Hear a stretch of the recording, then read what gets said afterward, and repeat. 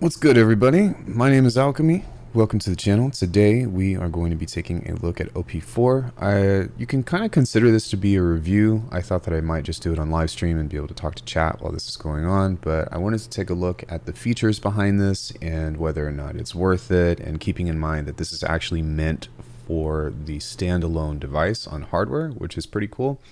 And yeah, it's pretty much an FM synth that's designed specifically for the MPC hardware. You can also use it in the overall thing. I have this pulled up in this way just because it's going to be easier for me to demonstrate and do things with the mouse and keyboard than trying to get everyone to be able to see what's happening on the actual piece of hardware. So I've had a lot of time with this. I demoed it before I actually decided to purchase it, and even though it's quite pricey, there were a couple of things that I found that actually make this somewhat like unique and worthwhile. So yeah, if anybody has any questions along the way, again, sorry for the cough. Again, I'm still recovering from COVID. I feel great. I just have a cough. Then yeah, and if you guys are watching this live stream, because I'm going to leave it as public, then do me a favor and like and subscribe, or leave me some comments with questions and stuff if you can, just because I'm trying to build a channel. So the same interface that you have is pretty much, or the interface that you have on this is almost identical to what you see in the hardware, except everything is kind of tabbed out. So this is like tab 1, this is tab 2, tab 3 with the this is tab 3, the envelopes are tab 4, and then the stuff right here with all of the modulation sources are your other tabs. And then there's the effects as well, but I'm not really, oh, there it is. Yeah, there's the effects as well. So I'm going to talk about like very quickly just how this works, and like this is going to get us into something of like why it's kind of wonky, but towards like later in the video, or I guess later in the stream, I'll talk about why it's actually pretty sick. So let's answer a couple of hot questions. The first one is that you don't have a waveform maker, and Akai, if you're watching this, please allow us to draw harmonics within this, because this will make this so much more powerful. The second thing that I wanted to talk about is please allow modulation on the effects. We'll talk more about the effects in a second, but one thing that I think would, especially for Neurobase, make this absolutely a powerhouse is having the ability to use the, it's on the global effects here, if I can find it, the parametric EQ, but I'm looking for it and I can't seem to find, oh, that's because it's there. So there's a parametric EQ on this, which means that you can do boosting and cutting of having 1, 2, 3, 4, 5, 6, which essentially means that you can make a custom filter. And really, I just want the ability to automate this, or to add the LFOs and randomization that this includes. So that way I could, make the bases and stuff that I've been doing tutorials on forever. But unfortunately, you cannot automate that. And that makes me very sad. However, one really cool thing that you can automate is the actual operator amounts. And not only that, but if you look over here, there's a level, pulse width, a formant, and then there's also the filtering right here, which is almost equally as important, because this will actually try to filter out some of the harsh harmonics that you're going to get. So it was kind of intuitive in that way to, I'm trying to see if there's a special command or something that will turn that back into 0, but I guess not. But that's super awesome, because this is actually something that FM4 and Bitwig can't do. So like, let's say you've got, something like this or whatever. Well, you can actually assign the LFO to these different amounts via right here. And it is a little bit cumbersome to do so, but if you go over here and you hit the LFO, I know that I'm like jumping all over the place, so forgive me, but yeah, you can change this to say FM 1.1, FM 1.2, FM 1.3. And something else that I would really appreciate in the future as well is like, look how long this list is. That hurts my soul. So if you have some way of maybe like categorizing, or maybe like putting things into folders, that would make everything a lot easier. It's definitely doable, but like, good Lord, like how are you supposed to figure out what all this stuff is? You have to like take a long look, and it definitely, yeah, it's a lot. Anyways, so yeah, let's say we automate the mix of FM 1.2. You're not going to be able to see it, but if you listen to this,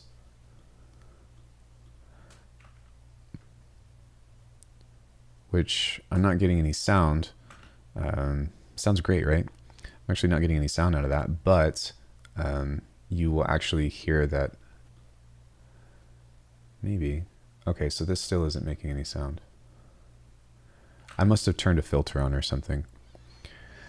Neither we, not just you. Yeah, I'm looking over here and this actually isn't producing any sound, so I must have turned something off. Let me just go ahead and reset into an initial patch, and let's make sure that we are getting sound.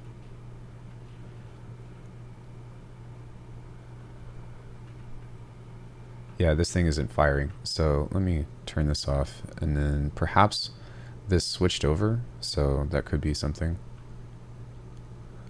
Yeah, I think this switched on to this, so let me see here. Settings? Tools? I figured that this would be an easier thing to do, but I guess maybe when I went live or something, the loopback audio switched out or something.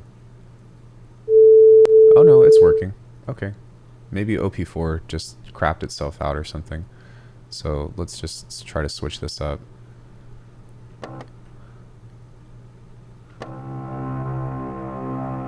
Okay, so that works.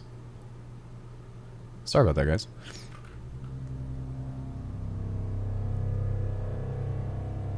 And maybe what I can also do on this is come into this, and for some reason this is turned down a lot, so every time you go into this you're gonna have to turn this up by quite a bit. The gain staging is pretty massive on this. So anywho, let's try that again.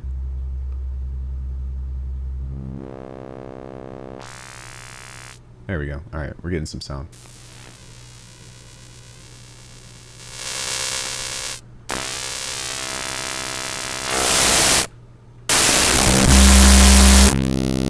All right, now that we have something like that, we can turn the filtering on like that.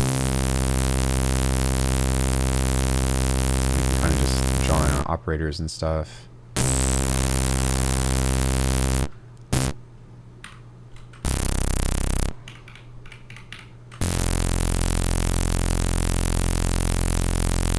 And with this, we can detune this a bit if we wanted to.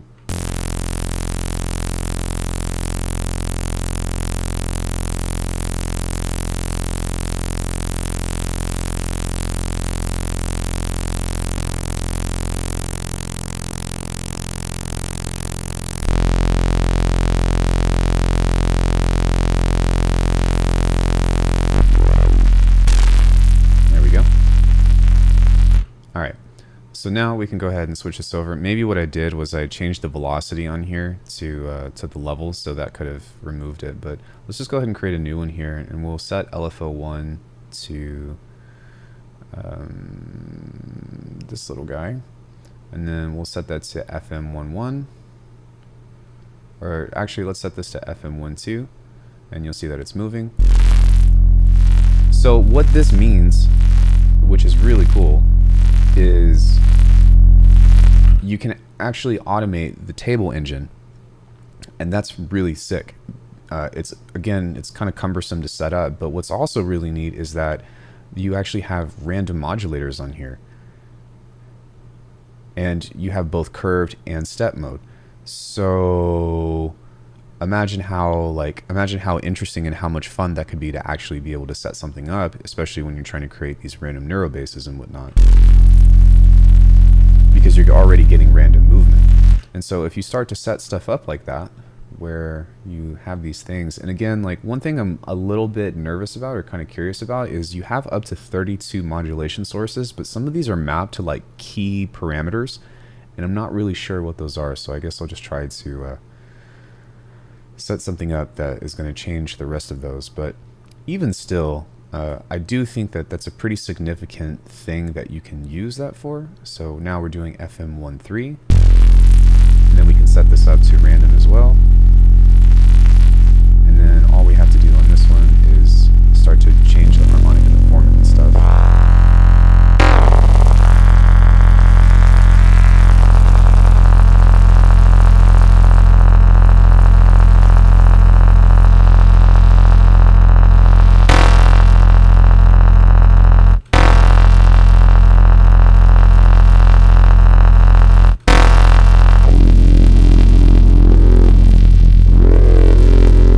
So along with that as well, we can also automate all of these. So we can automate the level, we can automate the formant, or I'm sorry, modulate. So we can go back to those LFOs and stuff. Actually, we can also use another couple of modulators that we have, which I believe are we have envelopes, we have macros, we have LFOs, and then I believe that we have ramp somewhere. I don't see it, but it should be on there somewhere, which is pretty neat. So if we look over here, maybe not, utilities, here we go. So there's a ramp here, and I think that we want to set that to something. There it is. Awesome. So that means that we can actually set something that's relatively consistent on here as well, and we don't have to necessarily like worry about complete randomization. So from doing that, we can actually map like the formant or so, a formant 1. I think we want to find formant 3. And like once you get used to this, it's not too bad. But again, because there's no like visual feedback on the matter, it's kind of confusing. But even still, because we have that formant now, we can also adjust this as well. So aside from turning it off, there's also some other settings that you have on here, which I'm not really sure where they are, but it would be nice to take a look at what's going on, because on the hardware you have like a depth control of like how much you want to apply that. So I'm just trying to see if maybe we can figure out a way to pull that up.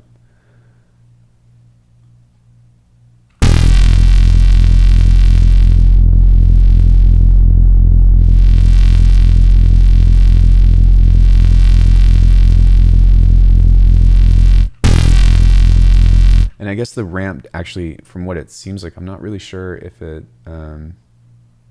note counter, I'm not really sure if this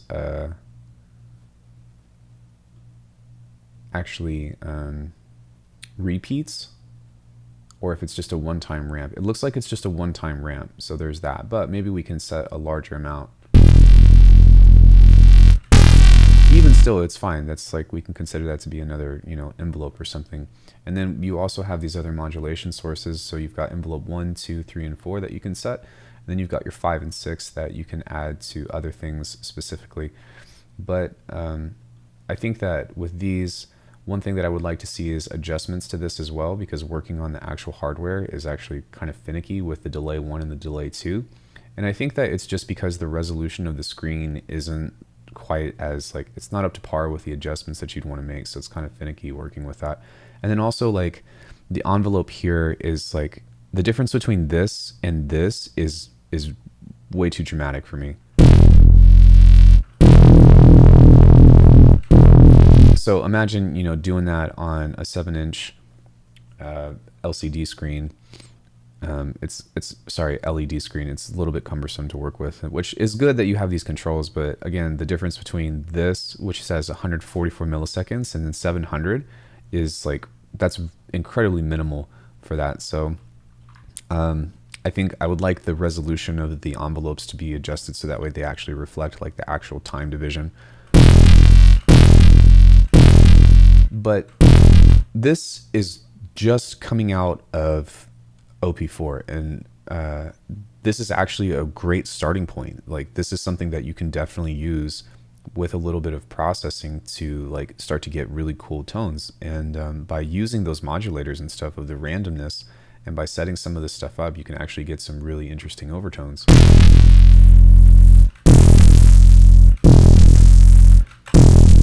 So something else, instead of maybe the ramp or whatever, we can set another LFO on this. And I think 2 LFOs is fine.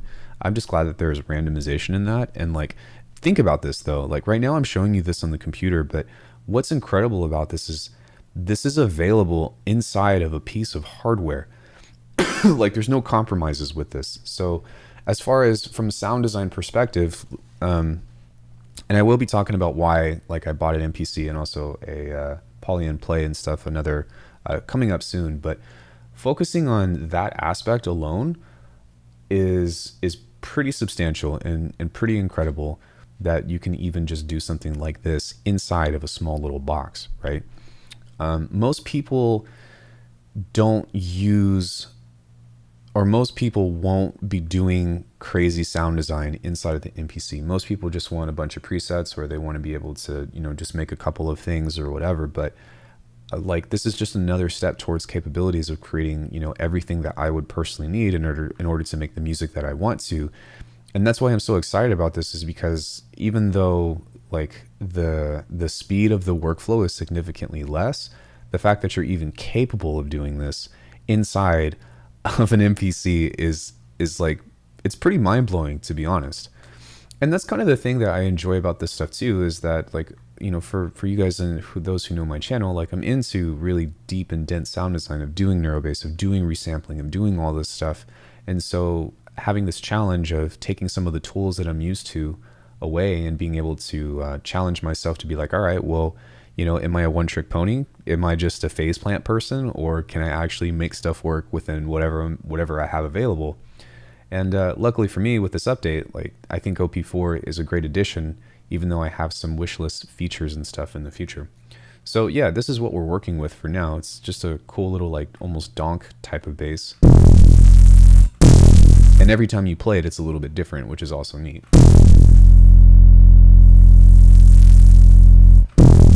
So maybe something else that we can do is we can set the speed of the filter to be a little bit faster.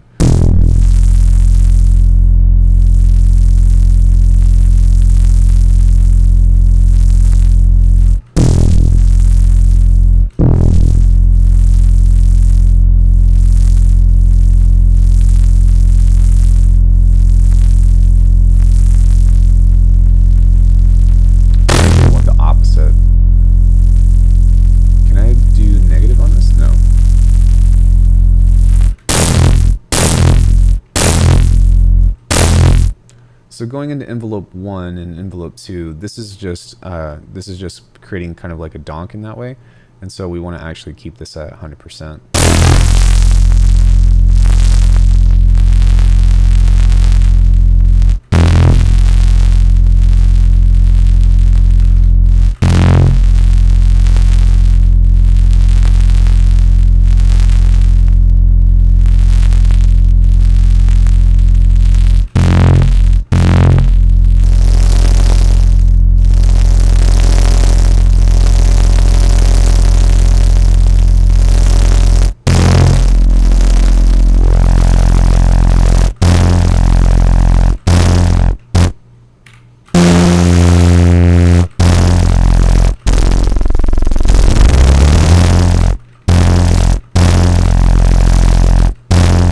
So, you know, once you kind of have that and you can shape timbres and whatnot, it's pretty interesting that you can do that. Now, comes into my next quirk with this, though, because of the routing system. And this was something that, like, really turned me off, and I was actually, like, not going to purchase this because I didn't understand it. But now that I know, it's not that big of a deal, but it's also kind of odd as an omission.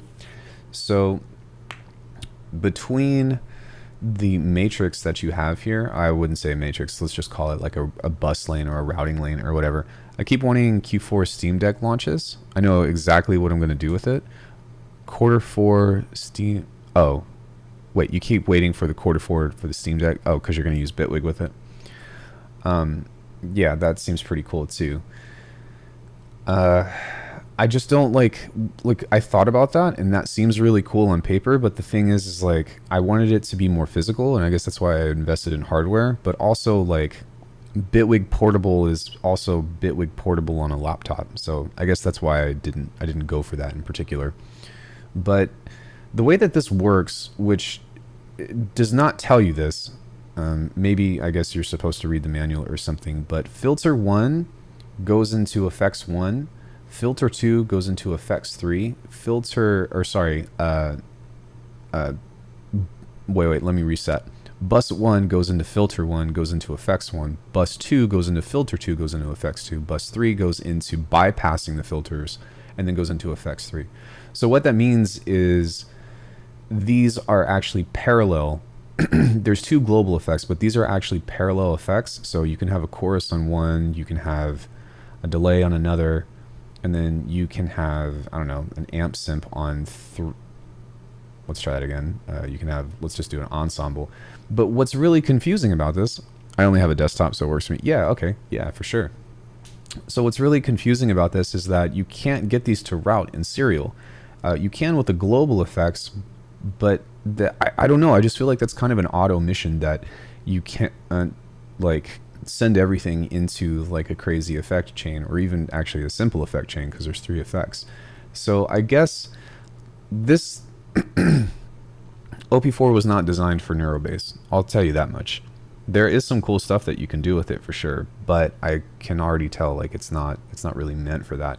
At the same time, that doesn't mean that you can't get cool stuff, but like, you know, whenever you start to get into like stacking this stuff, especially when you're doing detuning, like that can actually ruin some of that phase movement that we're wanting to try to implement. Now, something that I'm curious about is I'm wondering if you can actually automate. On a side note, as long as you know how the signal flows, you can replicate many of FaceNet workflows as long as you can do those same routings. Yes, but it's more about the modulation aspect of it. And the routings is there. And like, keep in mind too that you can like just at any point in time hop into this and get into like your effects, right? Wherever that is. Pad perform, project, track. Should be over here, I want to say. Plugin, custom, default. Where's my effect chain?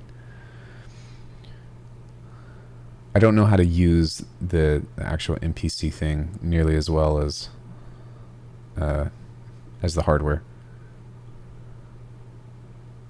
Okay, there you go. So you can insert effects there. So yeah, there is that. But at the same time, excuse me, I'm kind of just like talking about what you can do in this specifically. That's true. Modulation options are typically limited in many other programs. Right. So like on one end, it's really cool that like they actually implemented these random modulators. That's fucking amazing. At the same time, you are somewhat limited to what you can assign those to. And then again, like I don't really like, I appreciate the fact that there's a bunch of modulation options, but the workflow of this is not my favorite by any means. I don't like that you have to open this up and then find an incredibly large list of stuff in order to be able to like find what it is that you're looking for. Okay, so this is the depth here. All right, so that's what that is. So if you wanted to modulate the depth of the formant of this, then you can do it in that way. Okay, all right. Yeah, it's like, it works, and I actually appreciate that it's on one tab, but at the same time, like I said, the list aspect of this is so, it's really archaic. And I don't know if they could even think of a better thing, because I'm not a programmer, but I think at least of like categorizing the list, of being like, put all the macros in a subgroup or like a subheading, put all of the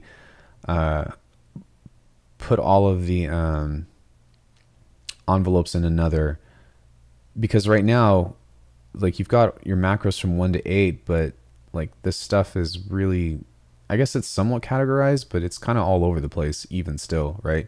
And then again, the fact that you can't automate the fact that you can't automate parameters of the effect really hold this back from doing what I really wanted it to do. And you can automate stuff on here with just a regular automator or like regular hand automation, but I would like to be able to just like fire something off and then resample that and then send it through the modulators again, or send it through more modulators and stuff. And that leads me to my next thing that I have a wish list for the MPC workflow in general, which is just add a couple of global modulators, the same ones. They don't even need to change. Like I want this, which is ironic because it's actually available on drum pads or on key groups, but I would like the ability to add some kind of modulator like thing on the effects in general, because that would make doing complex filtering, which is the key ingredient to making Neurobase available.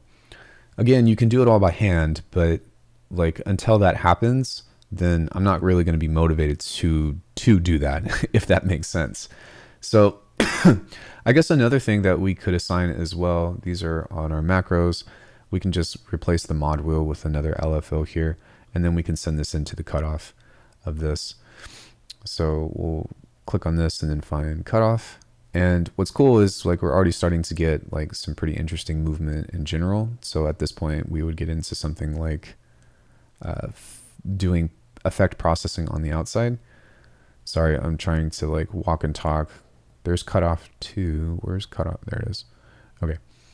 We can maybe apply some drive. They've got some great filter types on here. So low pass, band pass, high pass, low pass, band reject 2 plus a low pass. So that would probably be a really good one to use. And we can kind of just set that there and turn the depth up all the way. And let's listen to that.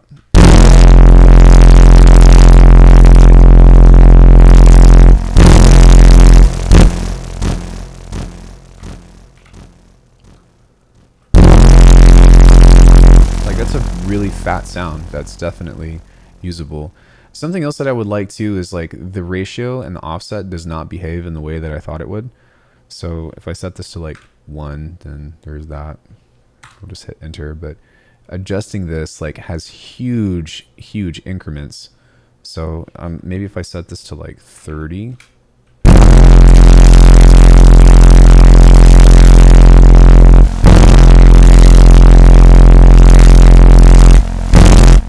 Just trying to figure that out and figuring out like what these adjustments are is very different. It's not terrible, but at the same time, it's kind of odd to work with. There we go.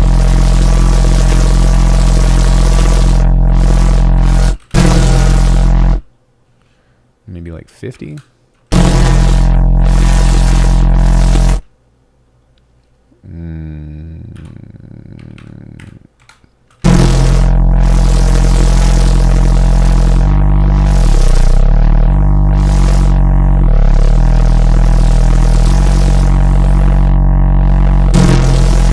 So again, just kind of trying to work with this stuff is a little bit complicated and kind of confusing, but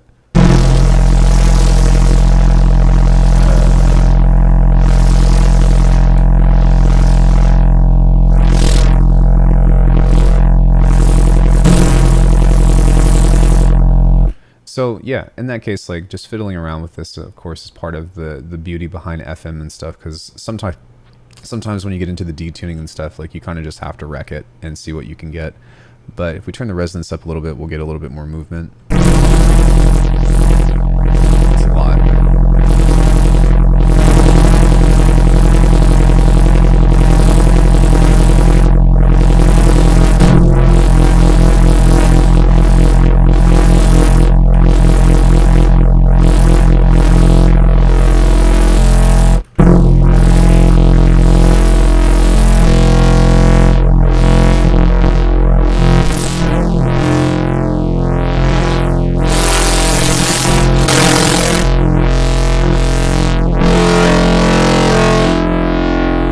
So, I mean, obviously, like, we're getting some much cooler stuff, and that's really significant. And it's a pretty powerful engine. Like, it sounds great, and there's a lot of stuff that you can do on this, but at the same time, it's just kind of one of those things that you have to fiddle around with.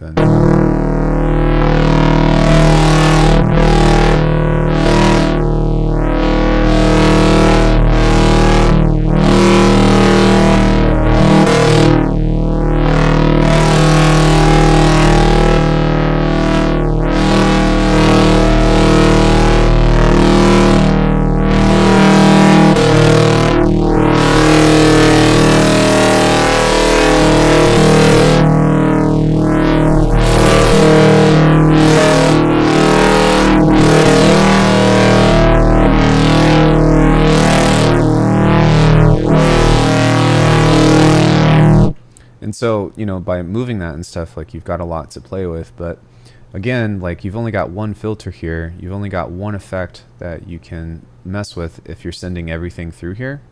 So there's that. Also, like this bus, these are on, which is something to be mindful of too. Like you've got the level here, and that's working with each other, but it's actually not sending an independent signal because of the routing. But once you start to introduce that, you'll see that this will start to change a little bit more.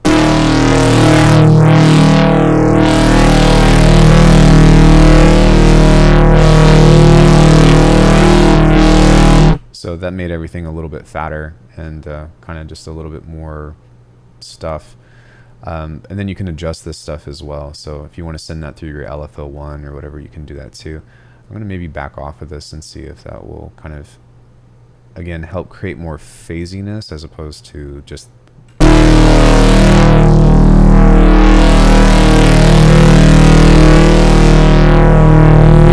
The other thing you also have, which would be good for bells and stuff, is you've actually got this pretty extensive list of samples that you can add to this.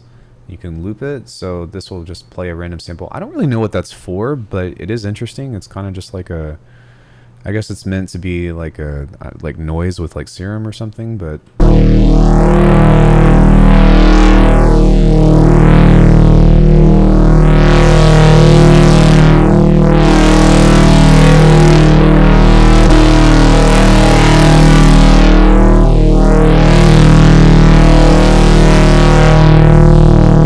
I don't actually hear it, but maybe we can pull these off and see if that's going to make any...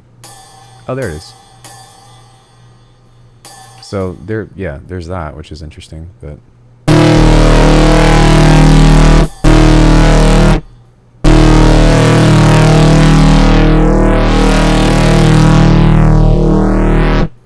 Yeah. Again, as far as just making like a fat sound, like this is definitely something that you can, that you don't have to go very far in order to get into. Hey,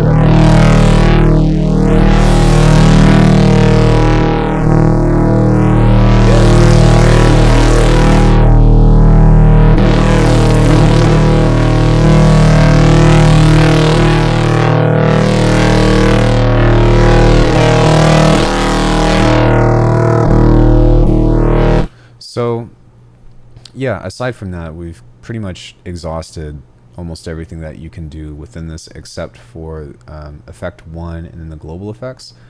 So something that we can do is we can add, I don't know, like a tube driver, which would be good for distortion.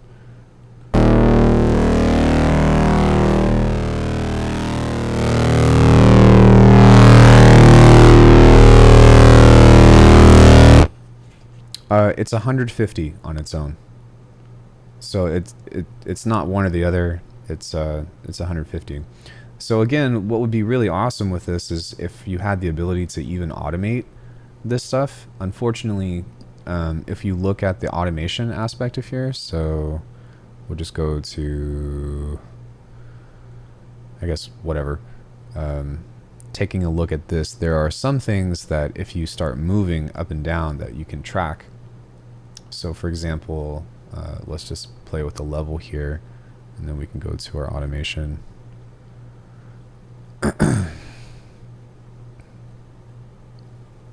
That's on read, so we can set this to right, and then that should put us into seeing what we can move. So we can track this. We can track the cutoff, we can track the levels, we can track the FM amount, but we can't track the depth of the effects. So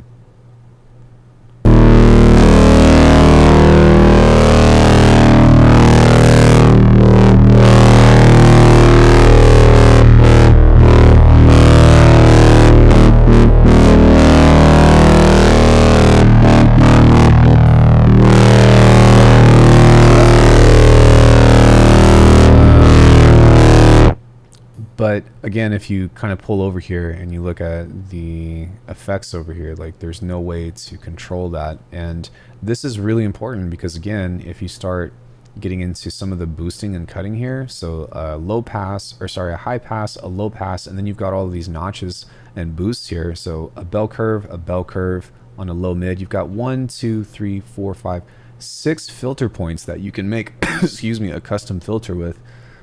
So if we go boost the high end, a lot of resonance, mid resonance right here, and we've got a notch that we can kind of sweep around that area. We boost this with just a bit of resonance as well, and then maybe we dip the high end with a lot of resonance. But you start listening to how these can sweep.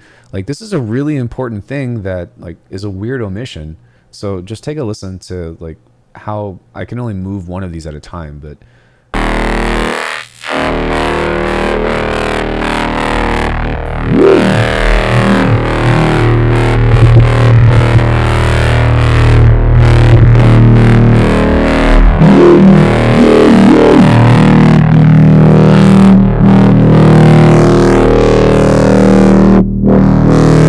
so like imagine all of these moving together and then being able to assign that to these modulators. Like that's why that's so important to me anyways. And it's not the end of the world, but it definitely like, it's so, I'm so crushed by that. So disappointed, because that would be so amazing. This would solve the issue that you have with not being able to modulate things on the effects on the outside of this as like your track effect or whatever. But it's so close, right? Because you have these random mods and all you would have to do is be able to assign those to that. So Akai, again, if you are watching this, please let me do this. So that way I can make cool freaking presets for this. In any case, you do have some other really great effects though. That's not to take away from that. You've got your maximizer, which is great, which can kind of make this stuff really freaking loud. And then you can do other things as well. I like that they have a low cut on the multi-chorus, because that means that you can add stereo width without it destroying your low end.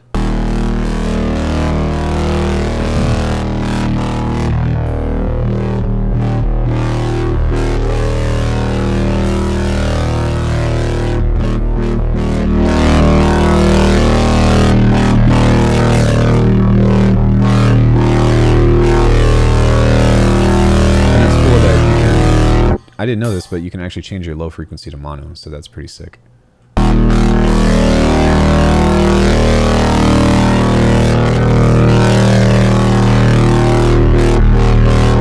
So yeah, I mean, in this particular case, when it comes to designing your fundamental or designing your source, like this definitely can take care of that. I think that like the Matrix workflow is a little bit finicky, and I would like the adjustments, especially when I'm turning the knobs on the hardware, to be a little bit finer control, because it gets crazy like super fast. However, I do think that you know, even just having this available is pretty nuts. Hey Puning, how are you? But yeah, like I would love to be able to utilize all of the tools that OP4 has all at once. So I would like to be able to use filter 1 and filter 2 at the same time. I would like to be able to modulate the effects as well, as opposed to only being forced to do that in parallel. So I see you really got into your MPC. Yeah, sort of. I mean, it's a different approach, and it's also like, I love the idea of being able to just have something that's away from the computer. And I also just like learning stuff, right? I feel like when it comes to like computer VSTs and all that, I wasn't really sure where to go. Of course, there's always stuff to learn, but I wasn't really sure to go. So with this, I like educating myself on hardware and software and stuff now a little bit to just kind of keep growing, I guess would be the best way to put that. So yeah, I mean, as far as designing something like that, we've pretty much already got the movement that we would need. Maybe one thing that I might do is see if I can get just a little bit more detuning.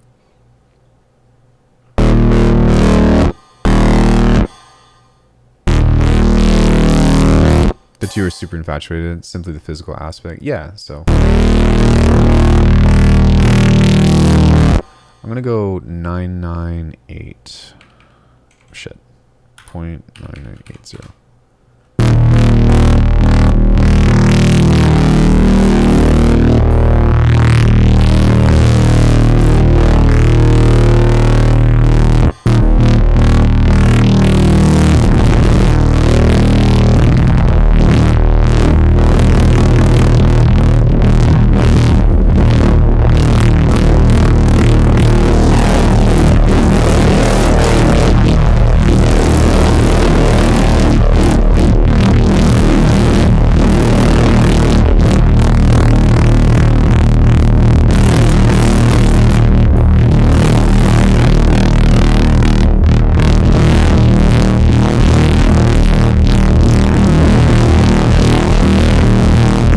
But it's also not just the physical or having an instrument by you. It's also like being able to like actually make stuff that you're happy with, right? Because I have the guitar for sure, but I can't play drums on the guitar. I can't record with the guitar. I can just play it. So being able to actually like sketch out ideas in a means that's tangible and that you can revisit is kind of one of the key benefits to why I chose something that's still electronic, but also, you know, like something that's standalone. I went on a trip. That's why I didn't join any streams, and finally fulfilled my totally irrelevant dream. I got Superior Drummer 3. Did you get any packs with it, or did anything come with it? But yeah, overall, I think that the Operator 4 is more than capable of making really, really sick sounds. There's just a couple of omissions that I'm hoping for in the future that kind of allow us to go even more in depth without having to have a complete overhaul of what this is supposed to be. So this is more of a like message to Akai of like, hey, please add these couple of features that shouldn't be that big of a deal, and this will totally change the game for me. Again, the reason why I actually like chose to invest in it, and the reason why I actually chose that is because, for one, having an FM synth on the MPC is fucking sick. The other thing is that you can actually modulate the amount of FM that you're applying with these randomizers. So for neuro-based design or complex-based design or whatever it is that you're wanting to do, whether it be, you know, dubstep or let's just say heavy-based design, this is more than viable. There's, I just wish I could I just wish I could modulate those effects. That would change so much for me. Akai is stuck in the past with their design. Guess they want to hit only one niche and they're happy with it. I disagree. They've actually come a long way. I think the fact that they've actually even added random modulators is a huge step in the right direction. And like, you say stuck in the past, but like the MPC Live workflow, I want to say, is actually like is actually not that old, right? Because it came out in 2017, so it's like what, 5 years old. There's some stuff that I think that they could add, but the MPC Live has 2 gigs of RAM. The MPC Key 61 has 4 gigs of RAM. So like, it's hard because I think that we want this to be a completely fully featured DAW that can run VSTs, that could do all that crazy shit and whatnot, but like their computer software is designed to work exactly with the hardware, so that way you're not working with something, right? Like, think about it. If you have an MPC software or something and it can do way more than what your hardware can do, you're not going to want to use the hardware as much because you're going to be like, oh man, why isn't this feature inside of this? So there has to be like, they did branch out with their software and evolved a bit. I mean, I don't really see anything wrong with their hardware though. Like the MPC Live knobs and all that stuff. Maybe switching up the Q-Link workflow or something. But again, that's a software deal. Like, all you really need are pads. Everything else to me is software aspect. And the touchscreen is fine. So yeah. Getting into like, this is where like you have to get into. Yo, thank you so much for the follow, Ray Trace. I really appreciate it. So getting into the workflow of it shall never be Bitwig, but for what it is, you can do a massive number of things with it. I still like the play a lot though. Yeah, the play is fucking awesome. It's really fast. Whereas this is more for like deliberate design and stuff, and so I would use the MPC for like doing finger drumming and for sketching beats that I wanted to be like actual like composition, whereas the sequencing approach with the play is a more random approach to actual groove sequencing and stuff. But it's still really fun that you can, load up all your folders, so you can get like your kicks, your snares, and hats and stuff, and then like randomly select those out, and it can actually take massive bassline chops and randomize the starting point of those. So like it's actually really fucking cool. I have my quirks with the Paulian play as well. For example, unfortunately, I think this is probably a hardware limitation, but you can only load up to 255 samples, and then you're also limited to a certain amount of time that you can do. I had one for 2 weeks, borrowed. I channeled my inner J Chilla from Wish. That's actually really funny. Yeah, it's really fucking fun though, and I really enjoy it. And I love like being able to, like, I bought a portable speaker, a really big portable speaker, and so I can go somewhere and hook that up to the speaker and have it be really loud and actually just like either sequence music live or play stuff or whatever. And I do kind of regret only getting the MPC Live 1, or sorry, yeah, versus the 2, but I'm not going to like try to sell my MPC 1 to buy a 2, and I'm not just going to buy a 2 outright, because I have a feeling next year they're going to drop the third one, or like a third version of that. So I'm kind of in stuck between a rock and a hard place. I didn't realize how useful the built-in speaker could be, and that's a little bit unfortunate, but you know, whatever. I personally hate headphones, and there's that. But yeah, other than that, it's the same stuff. I assume you can, but you can load your own sounds and trigger them from live performance stuff. And the play, yeah, absolutely. I just put up a video actually where I imported all my samples from my latest sample pack, and was just doing some like fun sequencing stuff. And I did make the mistake, I guess technically, because like my stuff is hella limited and hella crushed, so so there is that aspect of it. Like my shit's really loud, but just as a means of like building a concept and the work, like the speed of that, I can't believe how fast I put together a halftime beat. It was so fast. So there's that. Yeah, and then with the poly and play, you can't do any sound design. There's like almost zero sound design stuff, aside from like pitching or reversing a sample, or adding like a very limited number of effects. So like the best approach to it is to make your samples as dope as possible and then throw them into sequence. Don't try to be like, I'm gonna yeah, unfortunately the poly and play cannot make a neuro bass no matter how much you want it to. So there's that. Yeah, so taking a listen to this, we can get into further processing this with effects.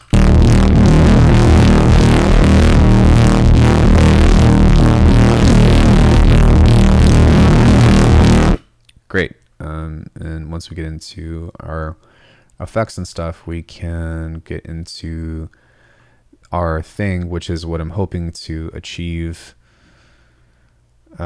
within the OP4 at some point. But if you pull this up, what's really great about this is that this has read and write. So you can set these two to bells, which is great. And then you can push the low end up. You can dip this a bit, turn the resonance up, and then I guess I can kind of just fuck with this.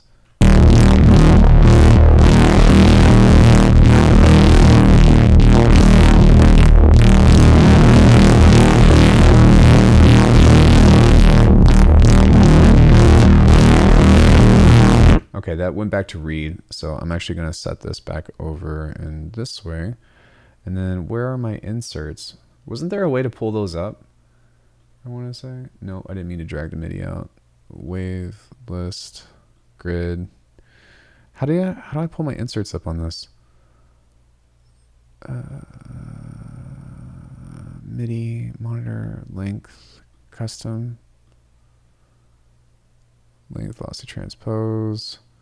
Because I want to be able to see what's happening on the MIDI roll while I'm tracking this. Sequence 1. Yeah, I don't know why that's not pulling up. So, anyways, it's fine. I still am not familiar with how the computer software works, but in any case, you will see this stuff move when I start recording.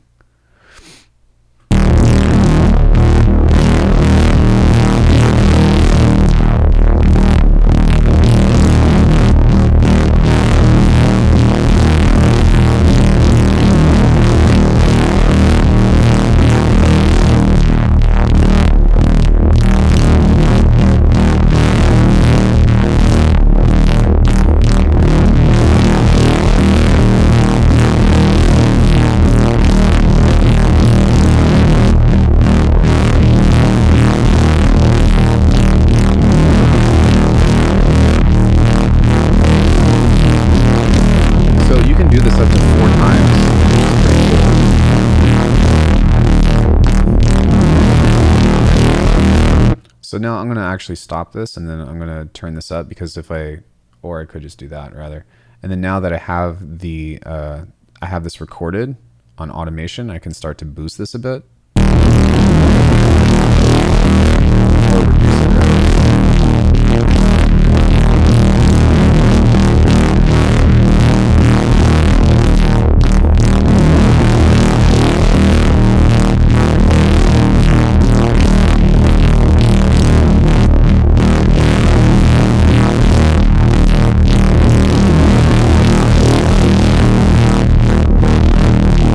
But we've got all of this movement recorded now. So can I actually drag this? I want to say that would be one cool thing that, oh, you can do that on the computer, but you can't do that on MPC, I don't think. But now that we have that, we can maybe try to add some distortion to this both before and after. What happened there? Harmonic Distortion.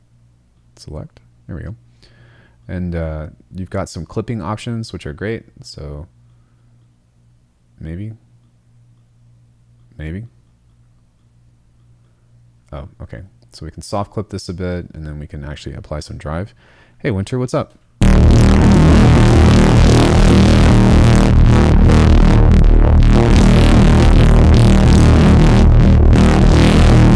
Now, I wonder, can we actually do this again?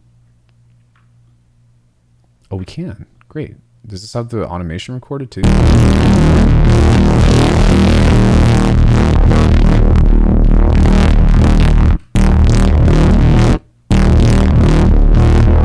So for some reason, I think that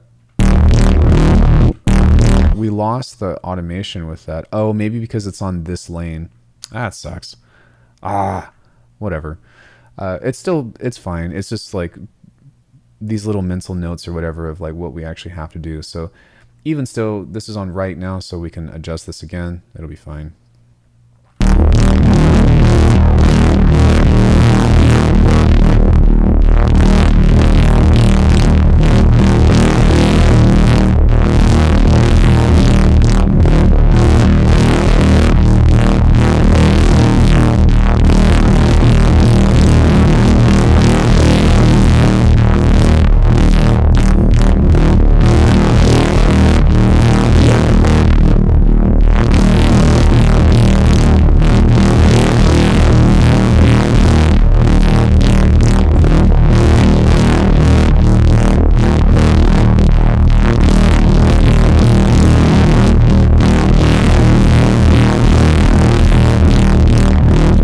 You know why this isn't doing anything? Because it's on the wrong track.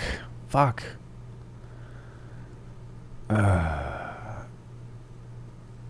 It's on audio 1, so this needs to be over here.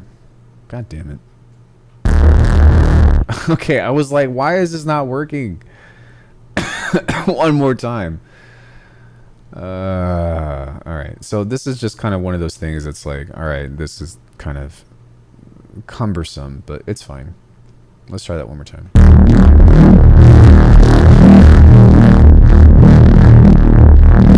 was gonna say, I was like, man, this is really subtle.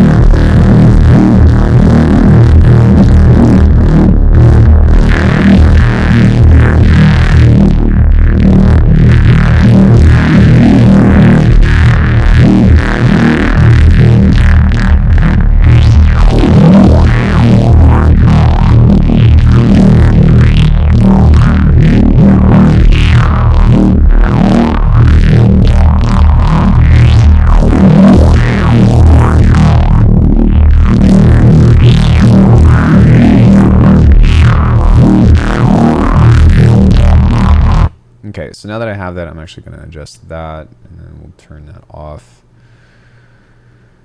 And then, yeah, there we go.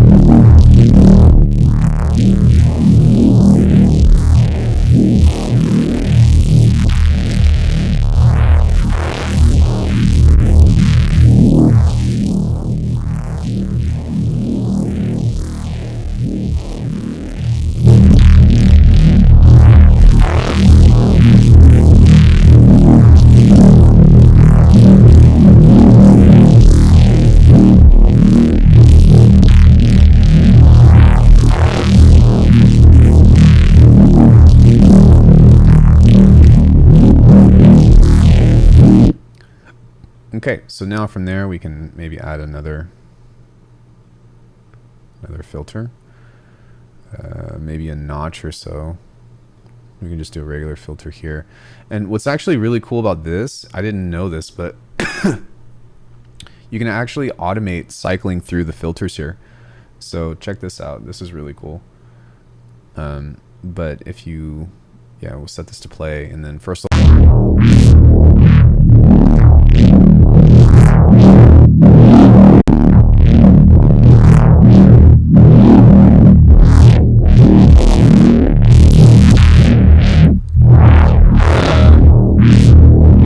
got kicked off for a hot sec. Sorry about that. I think I'm back on, I want to say. Am I live again?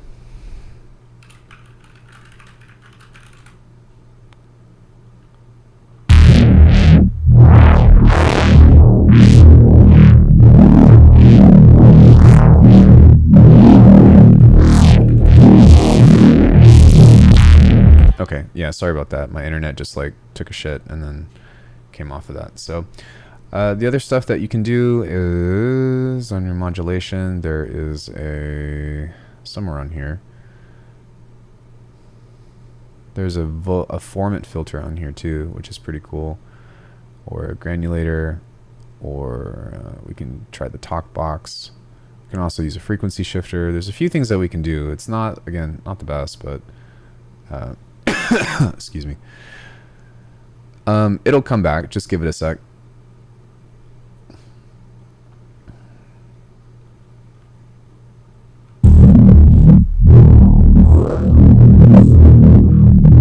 Okay, so let's set that to read and write.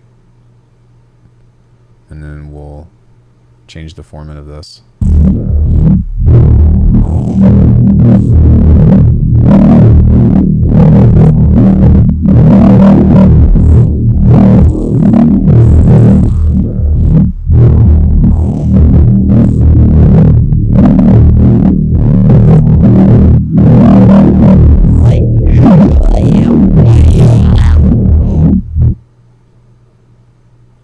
I don't like that this closes the plugin every time I do that, but whatever.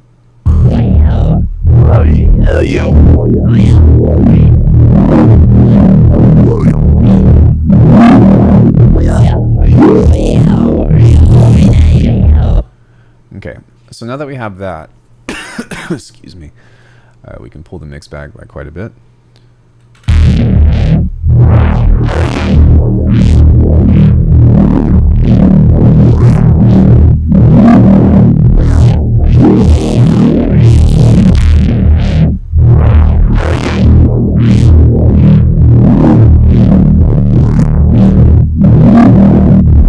And then we should be able to, so on programs, let's turn that off. I don't want that.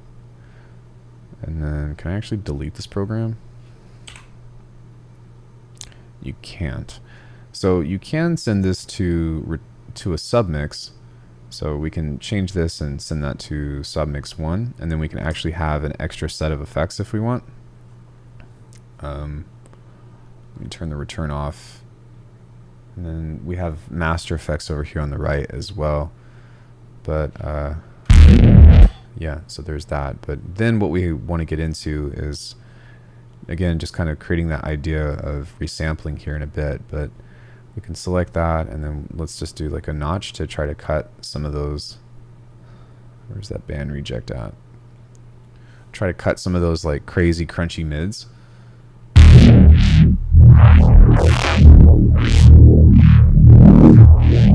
Awesome.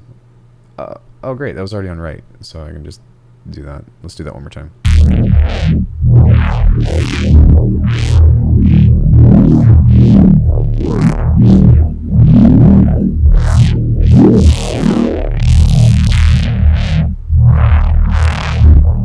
Oh shit, you can't do automation on this. Fuck, I forgot.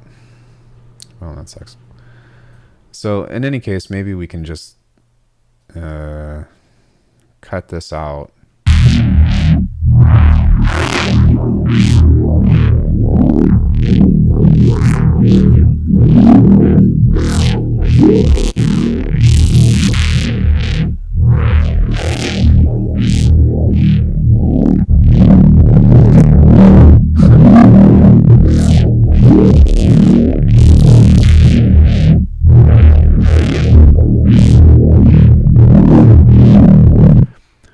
Okay, one slept on cheap plugin that I'm constantly using is GM1 by UJam. It's just a clap, shaker, and tambourine instrument. Constantly find myself reaching for it. That's cool. Excuse me. I don't know if you knew this or not, but there's actually a drum synth inside of this, which is really cool. And it also has like that same stuff that you're talking about. It's got a clap, tambourine, shaker, percussion, kick, snare. No, yeah, that's fucking cool. And those things are super useful sometimes, especially like if you already have a processing chain that can help you like design your transient or like the amount of distortion and like EQ, that you can just send something into that and like quickly get some results. So, you know, it's kind of like a simplified like Kick 2 or something. And I think those tools are great if you're just trying to create something quickly. So I don't think the talk box is doing very much for us. So maybe we'll try something different. So that way, I think actually, yeah, as opposed to the talk box, we will use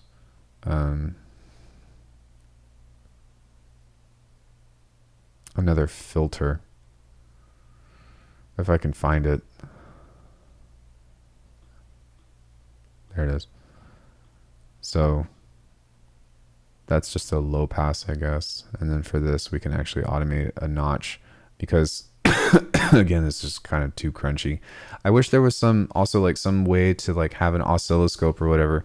That's kind of difficult to see like what you're doing if you don't have any, like if I don't have any visual or whatever, which I mean, in some cases it's fine. Like how good can this get? But it's still fun to do and just fun to understand that like you can make cool shit out of this. So I'm going to just move this over to the side and then set this to right again. And then that way I don't have to pull it back up. But let's mess with this and see if we can get something else that's kind of interesting.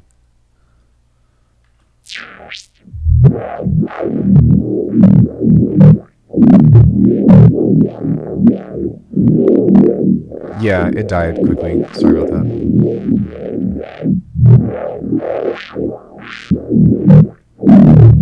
Okay, so now that there's that, let's back off of this a bit.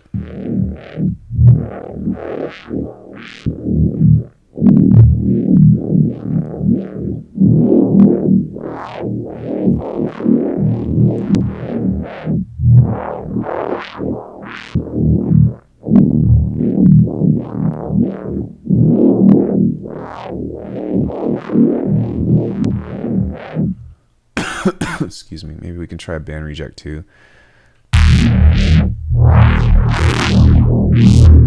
There we go. That sounds pretty good.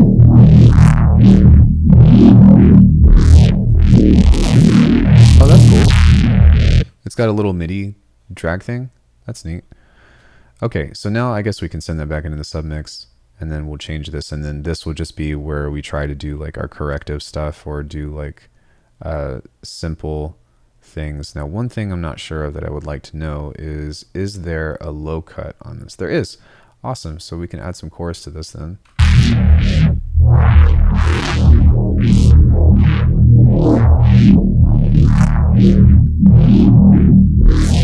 Okay, that sounds way cooler. Maybe what we can also do is see if there's any other kind of things on here that we can use. So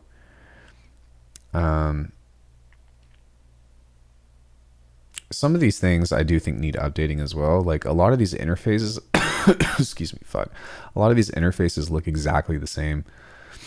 But it would be cool if they had more modulation stuff built into these in general. So if we were to pull up like a phaser or something, like what is that? Right? I mean, I guess, but let me see if any of these look any different. No.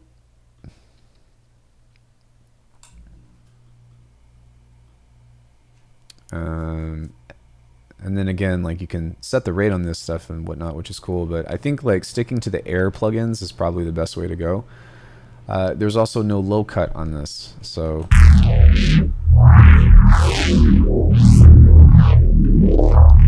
I mean, this sounds cool, but you know, we've lost our low end, so, or we're going to lose our low end if we keep that. So there's that. One thing again that I would stick to is you can see that the air plugins on these stop, or these have the good interfaces, and then these are like your actual like MPC interfaces and whatnot. So just stick to the air stuff, I believe, and that would. The Decimator is actually pretty good, so there's that. But I say that, and then there's the granulator, so fuck, I don't know. Hey Dash, what's good, man? Yeah, let's see what else we can do that might be interesting for this. We'll probably limit it at the end, but maybe we can use just a little bit more. Maybe we can try the tube drive and see what that does. Can these plugins run on the thing without the PC? Yeah, everything runs on the MPC, on the hardware.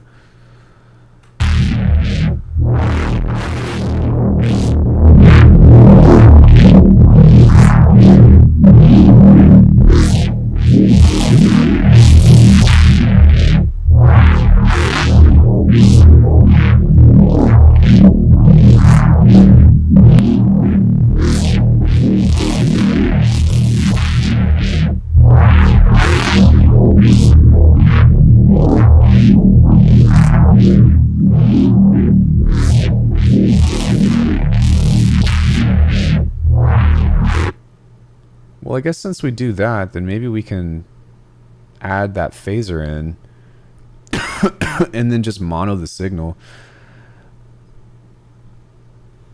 Or mono the low end.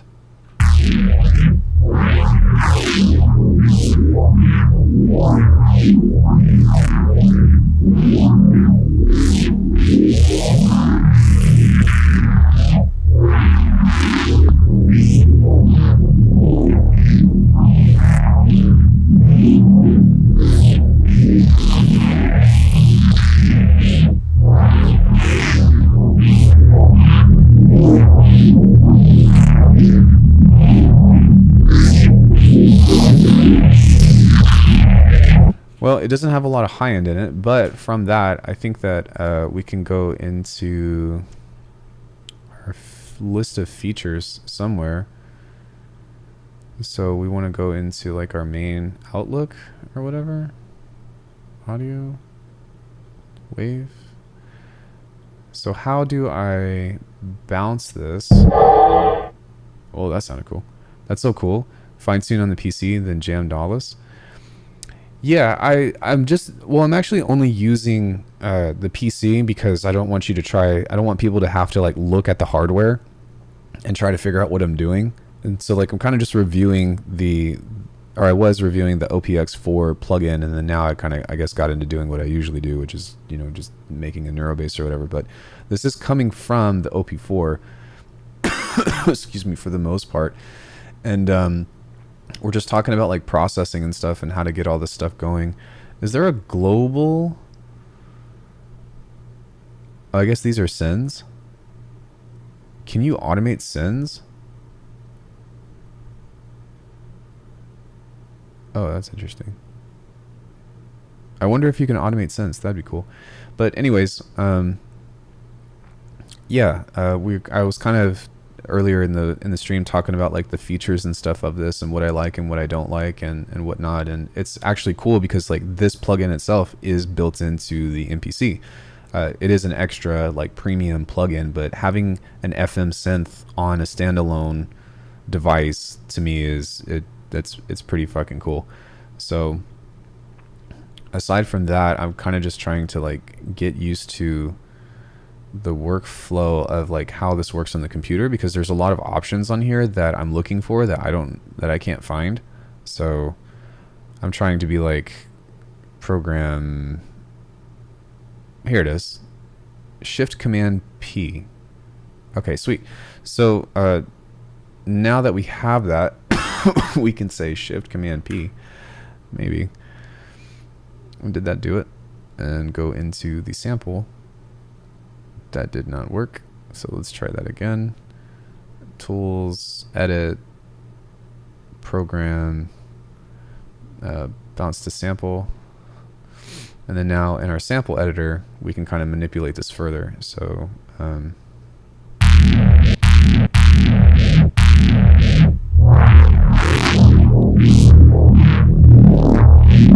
normalize it. And then we can also grab a looper And then we can set our loop points here and then just change the pitch and see if we get anything interesting with like creating cool movement chops or whatever. So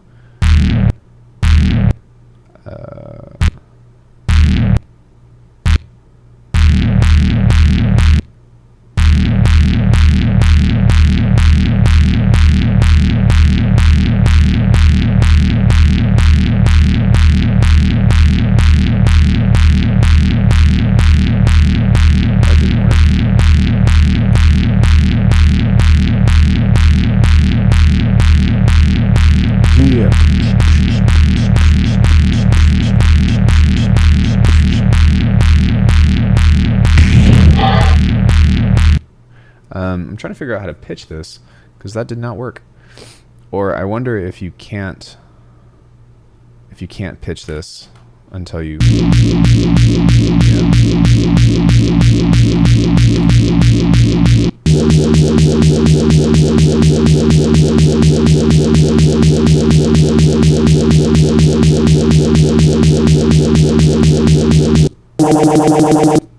yeah, so by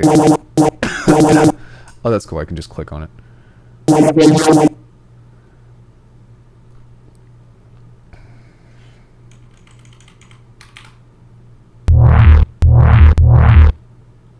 Yeah, so by adjusting that, it's cool that we can kind of find those chops and stuff, and we can kind of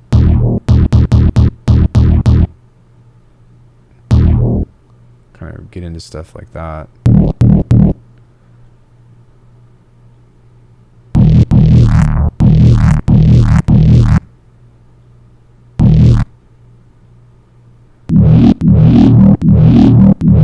This workflow is way faster on the hardware than it is on this.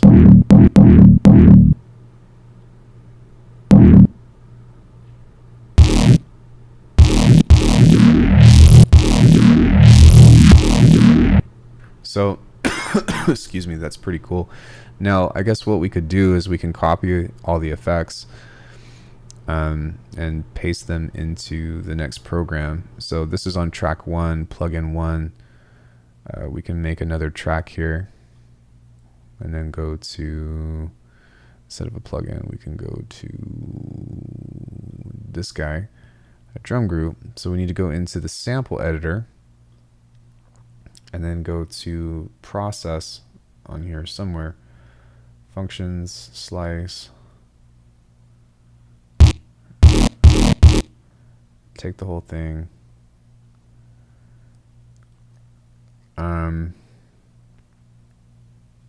I guess what we could do instead is we can change that to a key group, and then we can assign a sample.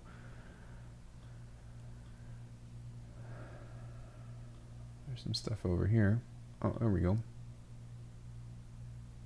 Project, sequence, sample.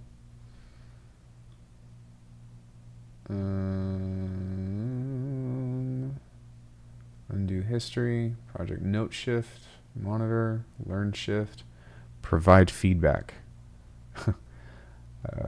expansion browser, file browser, sample. Where is this? Like, how do we process this to stereo mono, extract, discard, delete, fade, pitch shift, time stretch, gain change? Do we not have assign? There we go. Non-destructive slice. I don't want to do that though. I want this to go to edit, humanize. Sorry guys, I'm trying to okay, there we go. Current sample to key group. There is no sample on this pad to create a key group from. What the fuck?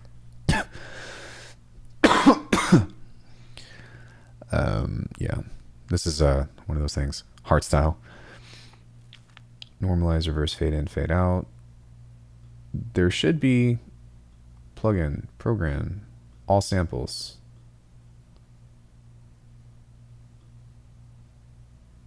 Okay, can I add this to this?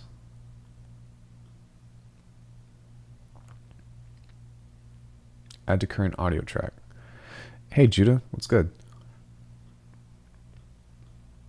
Program 1, program 2, program 1, all samples. So how do I do this? This is so confusing on the computer. I'm sorry. I'm a noob at this. However, like I said, you know, we have this, and then we can continue to resample that in general, and then like just keep processing it and bouncing it and stuff. Trim, chop, program, bounce. Did that work? That might have worked. It did work. Amazing. Fart noises.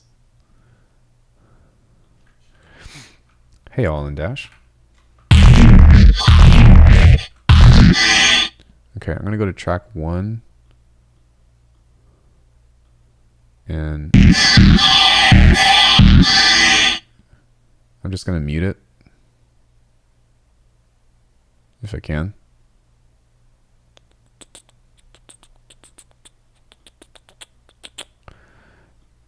Mute.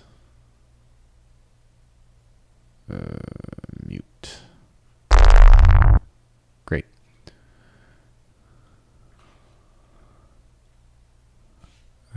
Track 2. You can definitely tell, like, the workflow that I'm trying to implement on this was not designed for.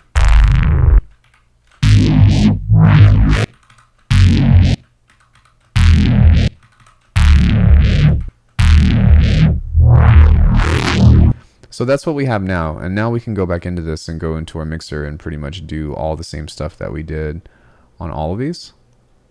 So we can actually copy this, copy, copy, copy. Then we can actually send that into submix 1 as well. We don't have to mute that. What we do need to do is make sure that that's on right, and then get back into doing the same kind of processing of filtering. So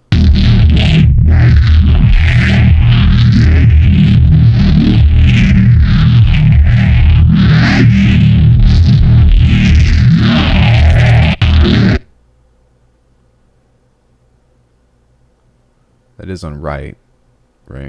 Nope, that's on read. Fuck.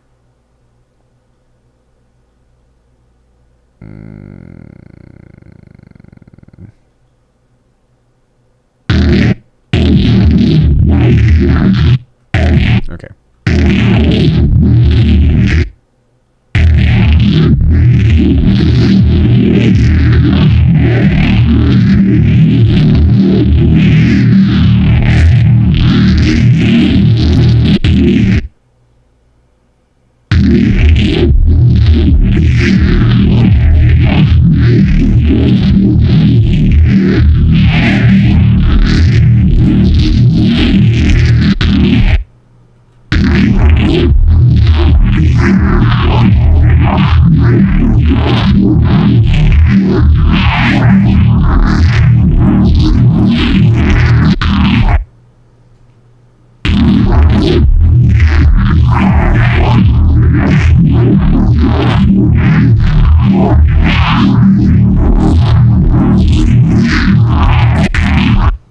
That's not too bad. Like it it needs some love, but like it sounds pretty cool.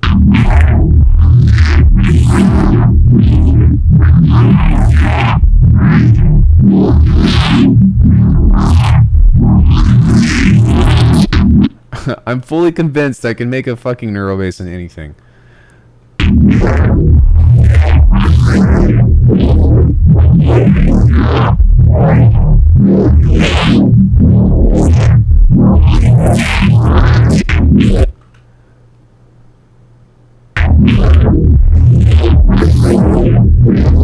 Okay, that's pretty cool.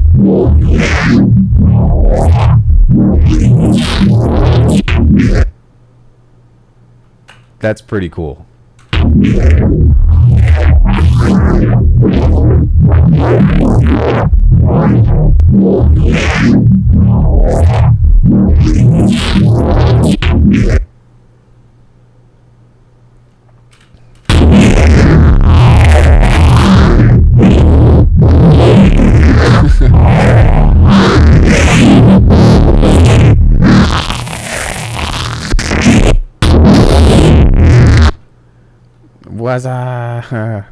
Hey, what's good, man?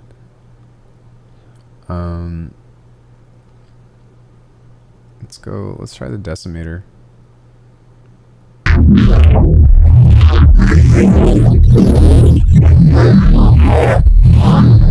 Okay, that's just a bit crusher. Distortion overdrive, maybe? No. I'm gonna go back to the air plugins for the distortion. What was I using from before? Was it just the tube driver?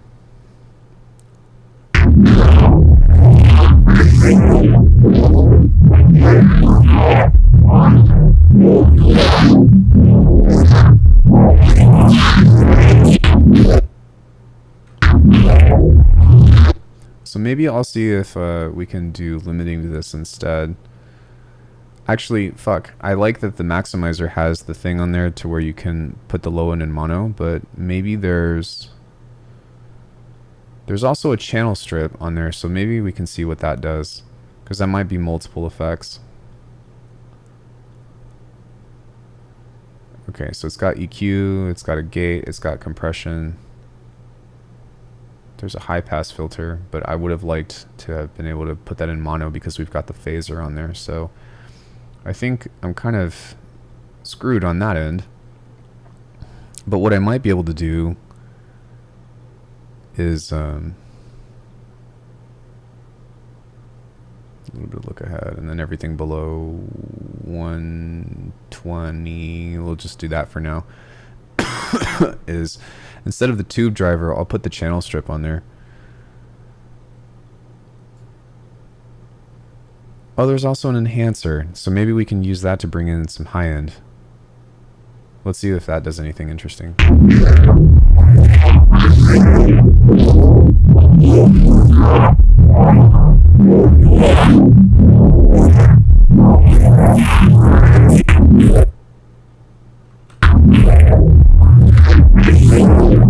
Not really. At least I can't tell. I don't know if you guys can or not, but what else do we got? Channel strip, compressor, maximizer, noise gate, transient bus compressor, transient shaper, compressor, VCA. Yeah, we'll just go back to this, and then we can use some compression on that. It says that there's a compressor on here, but how do we adjust? Like, is there makeup gain or?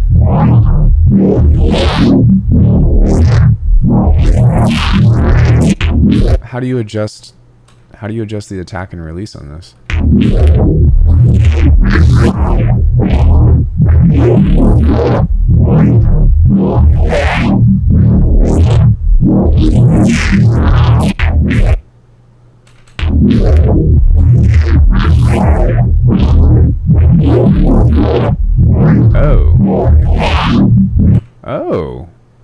Oh my, okay.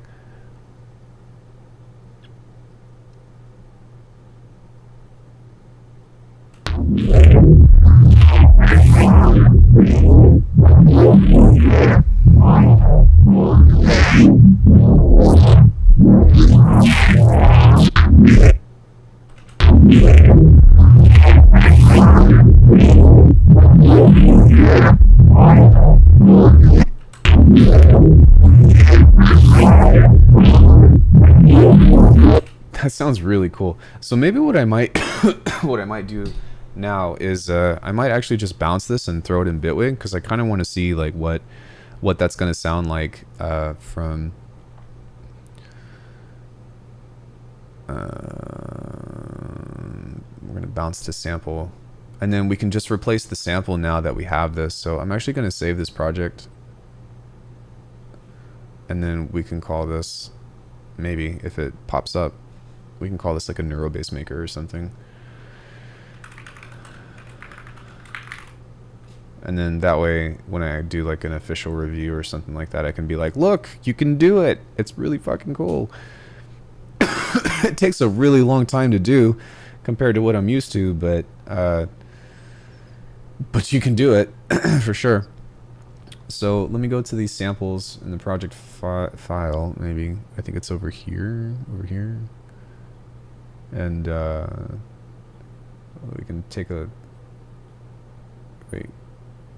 save. MPC bounce program 2.wave neurobase 1. Sure. We should have that now in our documents, I think. MPC samples, exports, track 1 MIDI, drum kits, first project, plugins, Untitled. There we go. All right. Just drag that over there. Then we can close out of that. We can come back to this.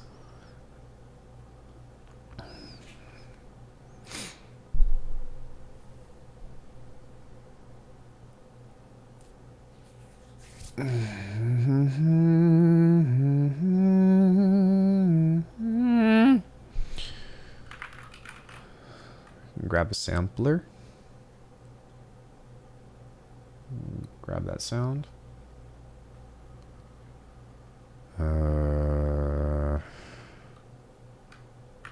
D sharp.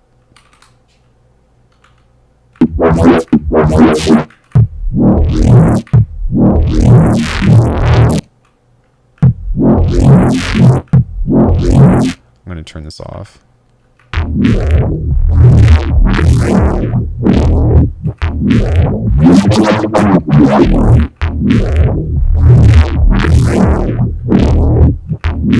So, I mean, we made that inside of the MPC software.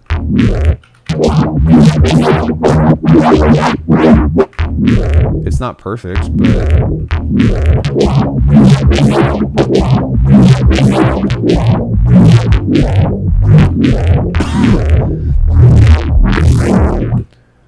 is it OP4 as a standalone as well? No, it's not. That would have been cool if you can just use that as a VST as well. But yeah, it's not the best neurobase that I've ever made, but you know, it is a neurobase. It works. So yeah, you can definitely make that stuff within there. But the other cool thing about the OP4, which I also did want to talk about, is that it's really cool for making donks. And that's like a much more simple process than all the shit that I went through for sure. But as far as like just creating an envelope and stuff and then being able to do really interesting things, coming into this, I have to draw. For some reason, I don't know how to turn on the QWERTY keyboard to be able to play stuff. OP4 is also available with the MPC software. Wait, what? You mean, are you talking about the hardware? Because we're in the software right now.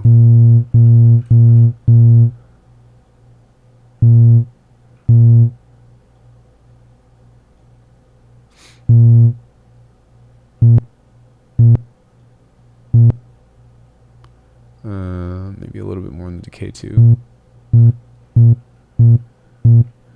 Okay, so now that you have something like that, we can pretty much do the same thing with this as well, and then just start to shape these envelopes as we start to apply these. So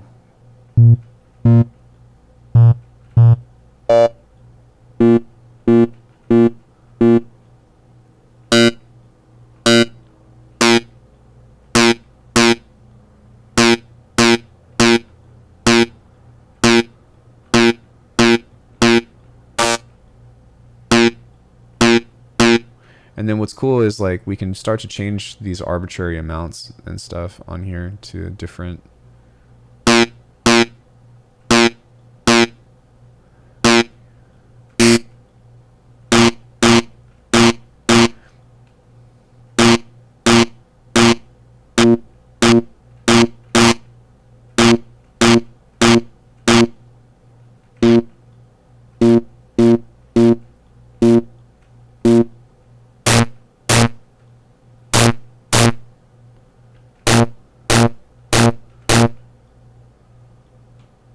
And I think this is really what this plugin was designed for, was stuff like this.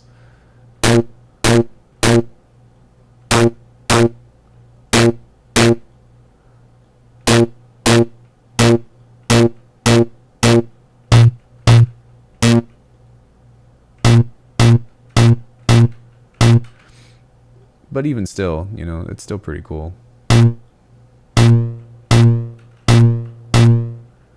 You know, so having something like that, and then, is this the Arpeggiator?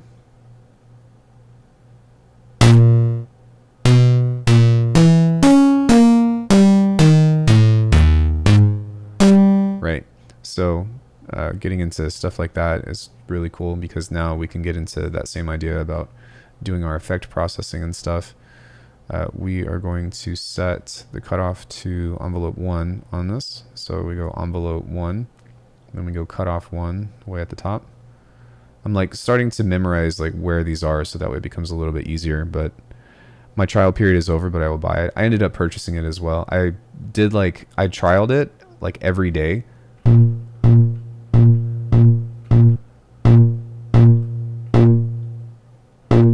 And to make sure that I really liked it, but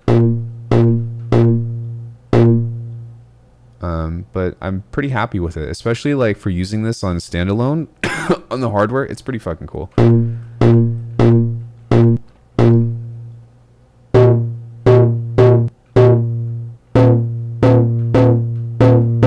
That's cool. Is it a teenage engineering plugin for MPC? I wouldn't say so, no.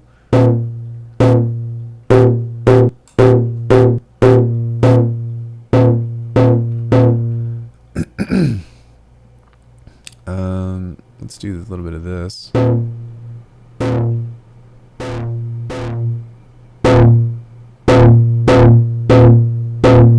then on this one, we can do multi-chorus. Then we can do some reverb.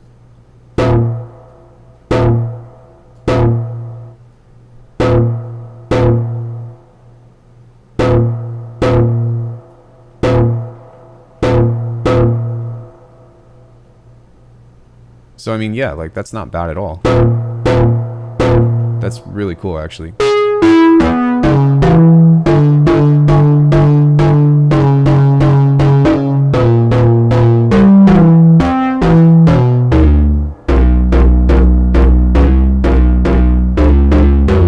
So as far as like doing donks and stuff, like I said, like this is where like this works really well and is a very straightforward thing.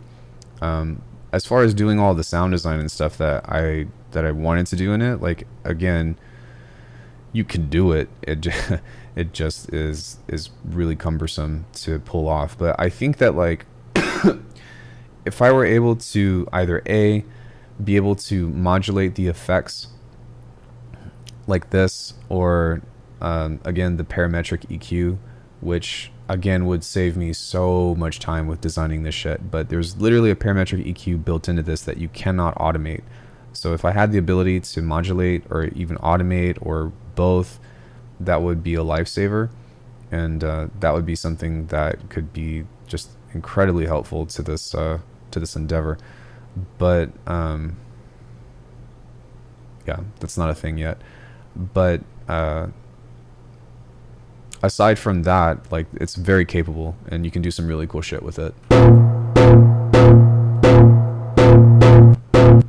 And then of course, like you can get into like your outside processing outside of that too. But this is kind of like, I think the hardest thing to get around with the MPC workflow is that unless if you're using drums, there's literally zero there are zero modulators. So it's weird, like there are modulators on your drums, but not on anything else. And unfortunately, even though you have very capable modulators, you can only assign them to very basic functions. So if I were to come into this, and let's go track 2, and then I'll just load up one of my drum kits. And then we go into our pad editor here. If you look, there's our filter. Here it is. So here's our LFO. So we actually have noise. square, saw down, sample and hold, triangle, and noise would be considered to be like our like random thing. But if you look at the destinations that you can send this to, it's not really that much. There's not a lot that you can assign. You can do your pitch, you can do your filter, which is cool, or you can do your amp and your panning. So if you were to assign this to, I guess I have to pick a pad. Yeah, that's actually really cool, right? Because like you can actually do like a low pass filter to that. Can you assign a different kind of filter actually? Because I don't know if you can or not. You can. Oh, you can. So there's that. That's really cool, I guess. So maybe it might make more sense to, but you can only do one filter at a time. Why? So I guess in some instances you could do, you know, I don't know, let's maybe try something else where we're not filtering a snare. Maybe this guy over here. Is it to the left? Okay, it is.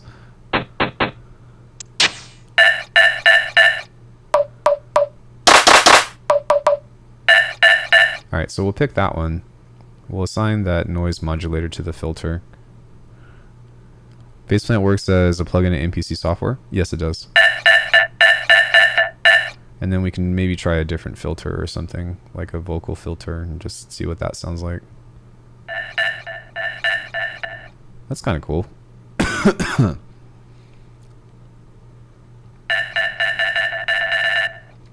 So, yeah, you can only do one though.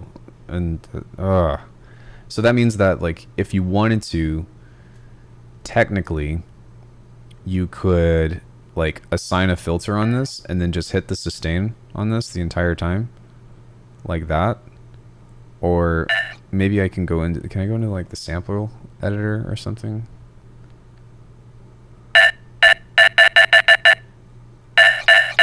Okay. Now maybe I can set this to loop.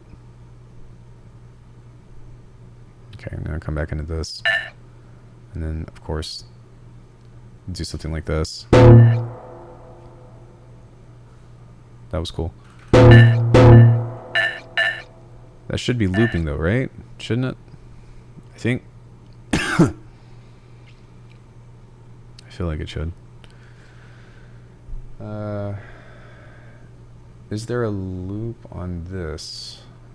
Filter, play mode. There we go.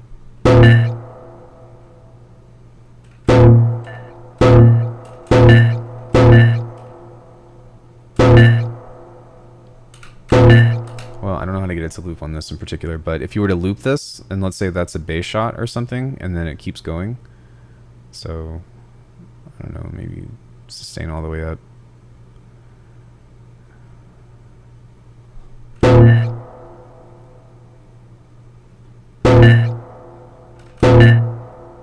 Yeah, that's still not.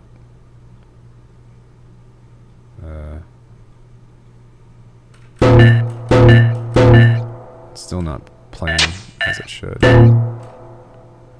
But, okay, well, I guess the next fix that we can do with this is to just do this. We're going to assign that random filter to this, to that cutoff.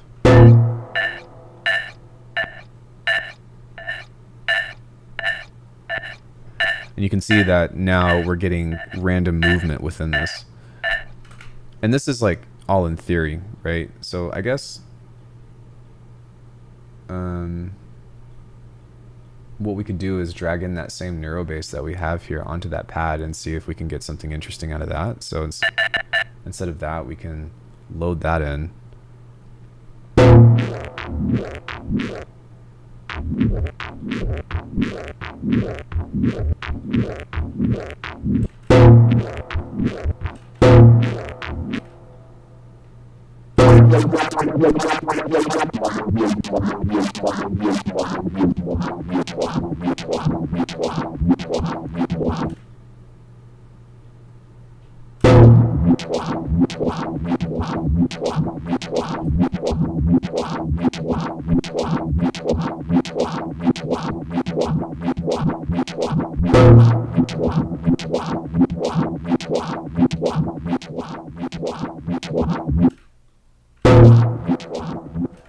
Now this says randomize on here. Can you randomize the offset? Oh, you can a little bit. That's cool. Excuse me.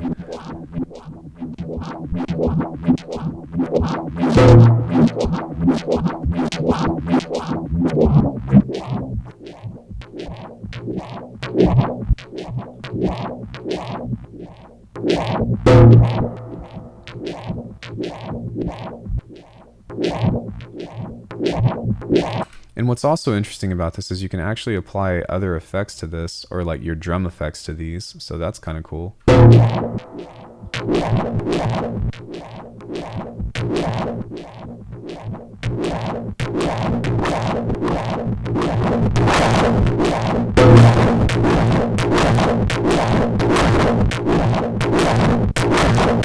Which is not a lot of effects, but it works.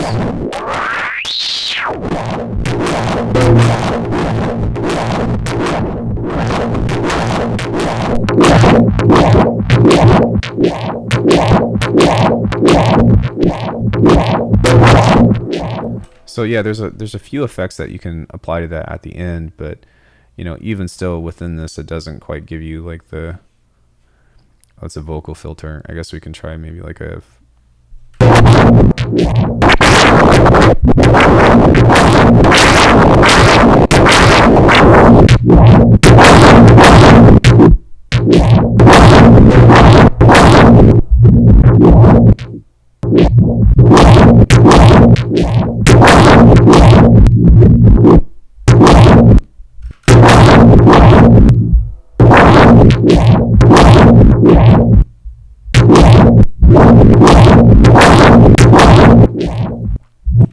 So yeah, I mean, you can get a lot more. There are some options out of this, and it's good to know that you can do this stuff. But again, it's pretty inconvenient. Like if you have a DAW, then unless if you are completely exclusively using the MPC and standalone software or standalone hardware, like it's not quite there yet, but it's getting there and it's possible. And it's nice to know that like there are some capable things that you can do if you want to put the time in. But from an efficiency standpoint, it's pretty.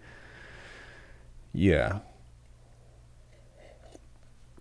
But even still, you know, funny enough, the MPC is stronger in modulation of MIDI. Stronger in modulation of MIDI? You mean like the MIDI stuff that it can do has better modulation? Yeah, I agree with that 100% because you've got your Arpeggiator stuff. MPC. Yeah, the hardware. Yeah, you've got like arpeggiators and stuff. And I think that stuff is on here, I want to say. I just don't know how to get to it because everything, like all the menus and stuff that I'm normally used to does not reflect this. And so it's like kind of hidden behind other stuff. Unless if it's not there. Is it not there? This is automation, modifier, ratchet, probability, velocity. So that's all there, but maybe it's, yeah, I don't know where to find this stuff. So it's a little bit difficult and kind of weird to like have this layout. And I do think that I don't really see what would be the problem with actually making the MPC software like match the hardware. An assignable CC for hardware. Wait, you could do that? Oh, you're talking about like Q-Link MIDI learn? Yeah, some stuff you can. Like I said, I think the biggest thing that I'm disappointed about within this is that you can't map certain things. Like I think if there were global modulators within this that you could assign to anything. So like even if it was limited, like let's say you have global modulators, but you can only assign them to like 8 or 16 different sources or something, right? And the way that I would hope to that they would implement this is on the track layout here. They could say this would be perfect actually. You've got LFO1 and LFO2, right? Or you can change it to ramp or, you know, I don't know, some kind of specific envelope or something. Yeah, that's what I would like, is just 2 of those, at least 2. But you can even limit that to the effects. So like, let's say, sorry, I'm just looking here about what's going on. Yeah. So let's say like you have something like this where you've got a plugin. You click on this, you open the plugin, or like you make it like you map it to where it starts blinking, and then you just click on the parameter and like adjust the value or something. And I think that would be perfect. And I don't know how difficult that is to program, or if that's even possible because of the architecture of the hardware.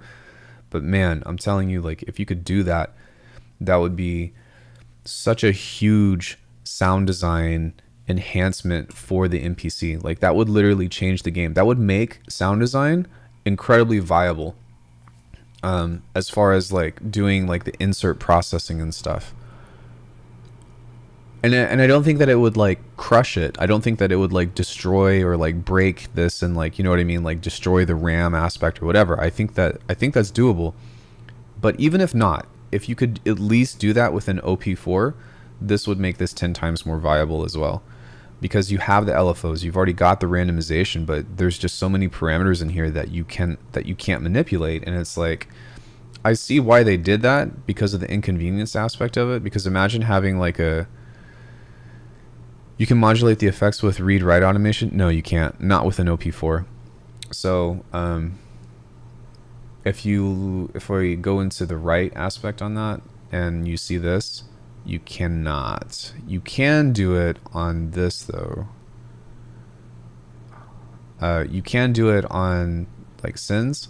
So, or you can do it on the bus.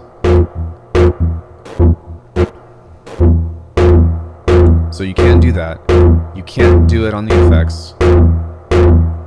You can do it on the macros, I believe. But you can't assign the macros to the effects.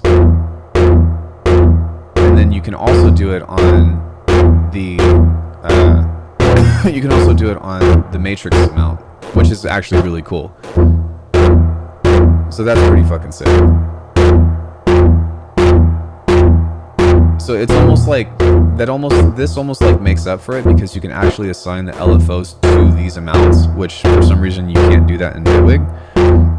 So like as far as like that's really fucking cool. You can also do it to these.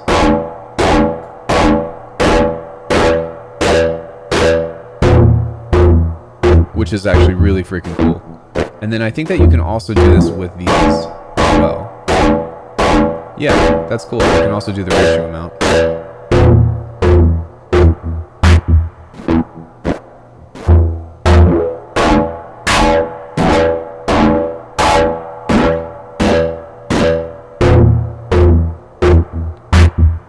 But all of these sound really cool, and so like just imagine like resampling these and using these as like different neurodonks and stuff, right? And I think that might actually be the better way to go, is just having an arpeggiator like this, and that's actually, you know what, that's actually pretty viable. Doing that and then setting and mapping these out, and then just having global effects to process all of these donks. And then what you can do is you can bounce the entire sample and slice these to pads.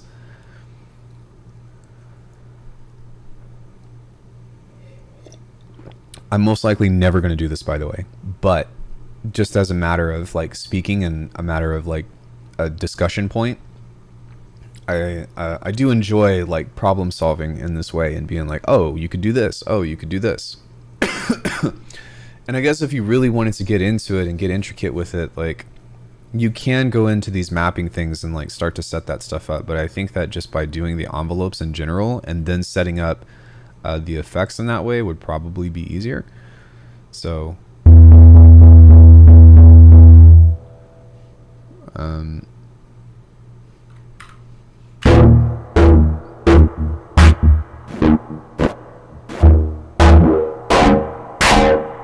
right, because these are all technically neurohits.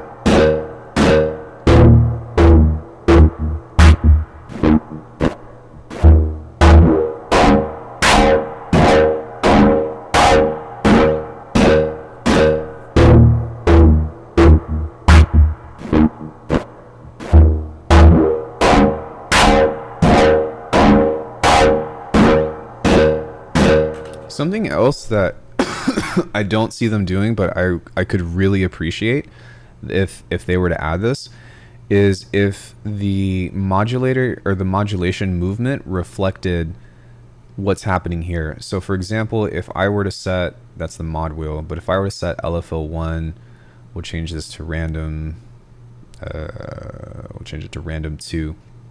But if I were to set this here to maybe, let's do something that's actually going to work. And this is something that I'm actually curious about. I don't know what this is.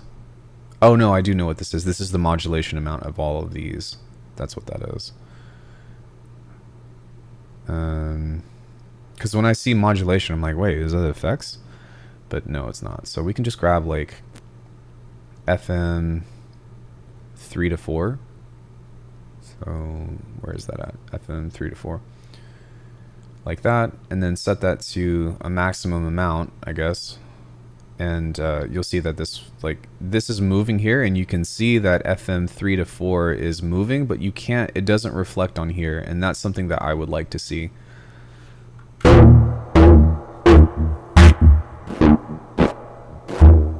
And this stuff that you see is automation, it's not modulation.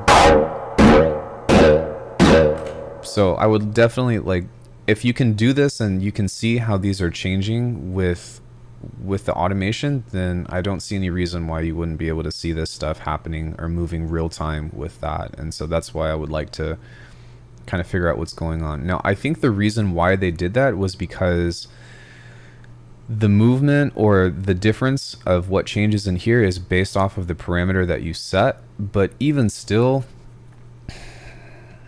yeah, I guess that they'll probably never fix that because of that aspect. Again, it's cool that you can see that happening here, but it's hard to figure out what's moving what because you can't see it visually, if that makes sense. I would almost rather than have, like, if you set this to a full amount, then that's from like 0 to 100, and then you can use the depth knob to figure out how to change that. That would be one workaround behind that. But again, I don't see them improving that just from a small little humble suggestion of mine. So yeah, let's go ahead and wrap this up, and then I'll move on to other things. But the OP4 has a lot of pros. For one, it's a FM synth that you can use inside of the MPC Live or the MPC One or any standalone hardware device. That alone is really freaking cool. The Matrix only uses sine waves, but you can actually transform the waves via the pulse width and the formant, and then you can actually automate the amounts or modulate as well the amount of FM that you're applying to the Matrix, which is actually a really amazing feature that is kind of uncommon. Yeah, I'm trying to think. I'm like, oh, well, no, I guess you could do that with operator and stuff. You just can't do it within Bitwig, so that's why it excites me. That's a really good feature. The other things that are really cool about this are the fact that you've got your different envelopes that you can set. You've got 2 free envelopes that you can set. And I like the formant stuff. That's really freaking cool. There are random modulators built in, so that's definitely like a huge plus. But what I don't like about this is the fact that you can't use all of the effects in serial. So for example, you can't use filter 1 and filter 2 at the same time. Those only work in parallel via the bus mix. So you, for some reason, like filter 1 goes into effects 1, filter 2 goes into effects 2, and then the third chain goes from bypassing the filters into effects 3. So that means that these can only work in parallel, which on one end is cool that they can all work in parallel, but you can't do like complex filtering with this because of that. And that's something that I don't really like, especially because you have filters built into that. It's like, what? Come on. On one end, something that you can technically do is you can automate filter 1 on this and then leave these other filters as stagnant, but because you can't modulate them or automate them, it almost defeats the purpose of that. So not only can you not automate anything in here, but you only get one effect, and that kind of ruins the entire effects section for me, unless if you're just doing like, you know, distortion or stagnant saturation or something, so that stinks. Global filter 1 does go into global effect 1 does go into global effect 2, which is cool, but again, you can't modulate anything in this, so you just have to leave it as is, which, you know, like if you're just doing a chorus or a phaser or something, like, okay, yeah, that's cool, but there's so much more that you could bring out of this if you were able to change all those things. So that's kind of my gripe with this plugin in particular that I would love to be able to do. The other thing is that the detuning is finicky, regardless of whether you use the mouse or regardless of whether you use the hardware. That kind of blows, but I guess it's not the end of the world. But as far as like the actual sound engine and as far as like capability, you can do a lot of really cool stuff with this. And I think that it's a great entry-level sound design tool. For me, as somebody who would be considered like a semi-professional sound designer, having those subtle changes, those subtle requests would change the game for this entirely, to where I would probably advocate this a lot more and I would actually do more sound design videos on it. But because you can't really do that, it's kind of like, you know what I'm saying? Yeah, does anybody have any questions about this? Or about anything else of the sort? I guess one other thing that I think would be cool is if you could add your own sample layer, because there's a bunch of choices in here, but you can only add in this. So do us a favor and add that in. Oh, one other thing that pisses me off about this is that whenever you're on standalone hardware and you have to use pretty much the main wheel to change stuff, if you click on something, it automatically defaults to the preset, and sometimes it makes you change the preset, and if you hit undo, it doesn't go back to this. It doesn't remember the settings that you have, so you have to start over all over again. Sorry, lots of redundancies there. That is also a major annoyance. Yeah, but with that, I mean, there's some cool stuff that you can do, and I guess, like, yeah, it's cool that you have the macros and whatnot, but I find that kind of being unnecessary for the kind of sound design that I want to do. But you can do detune Reeses in this and then do your processing outside, which is totally viable. This is also great for making, you know, donks like we talked about. But you know, for $150 it is kind of steep, but again, like, I'll probably do like a dedicated shorter version of a video review over the OP4, just to kind of like talk about this and hopefully send a direct message to Akai and be like, hey, like, I really want you to fix this, or like, I really want you to add these additions if possible, because this will make this so much more viable. So yeah, but in any case, like, that's pretty much what I wanted to cover with this. I think that I'm kind of not necessarily done with hardware, because I still have more coverage to do, like, as far as like reviews and stuff, but at least for today, maybe what I'll get into doing is just like some regular sound design and stuff. And if anybody has any questions about, like, if anybody comes in late or something, then I guess I can just kind of recap or review what's going on. But I think I'm going to save this patch, and then I'm going to use the restroom, and then we'll do some sound design in Bitwig, and then I'll kind of export all that and do some chopping and stuff, and then just get ready to throw this stuff into the hardware stuff I have. So yeah, the other thing that drives me crazy about this is that you can't, like, the controller mode or how that works,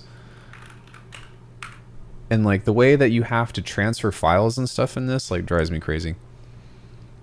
Because they don't, like, talk to each other, like, they're independent. So the file sources that these pull from, like, it's very complicated. If you save a patch in one, you have to pull it over and drag it into the other thing, as opposed to them being integrated. And I would really appreciate in the future if they added integration with that, because it's fucking annoying.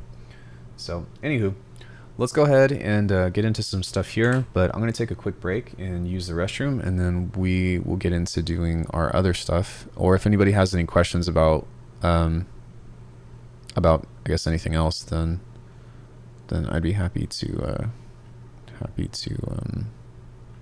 figure that out.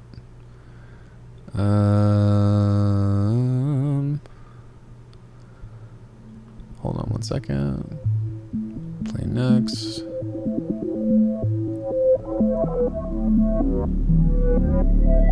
Shouldn't take me this long, but just in case.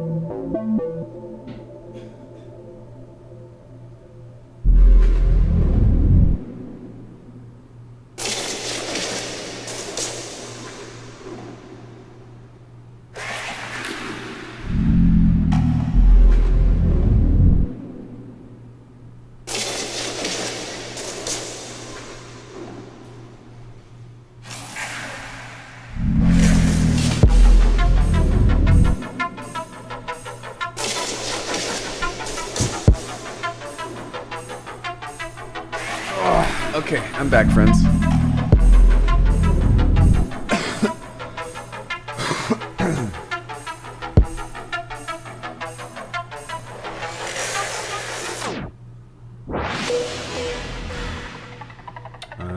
I'm just checking in a couple of things quickly. Also, I want to hear this drop.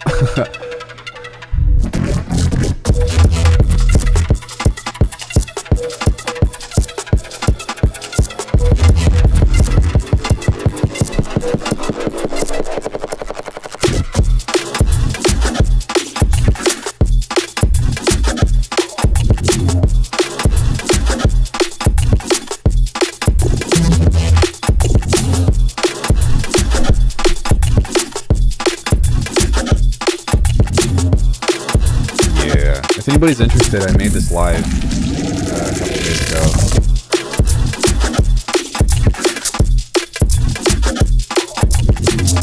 And I'll probably leave it public for a couple more days, but I did this entire thing from scratch.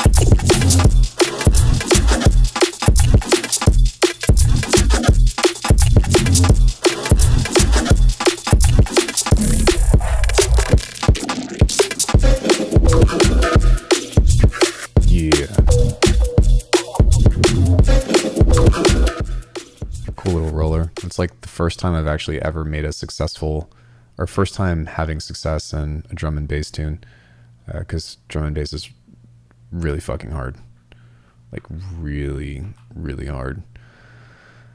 Okay, so let's do some sound design, or if anybody has any requests on anything, then we'll get into that. I think that I want to design some patches. I've been slowly taking my time working on Eternum 4.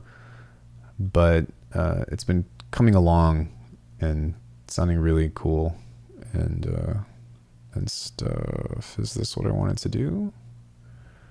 Ultra Donk Maker. Is this correct? It is. Yep. What? Okay, so let's do some wavetables.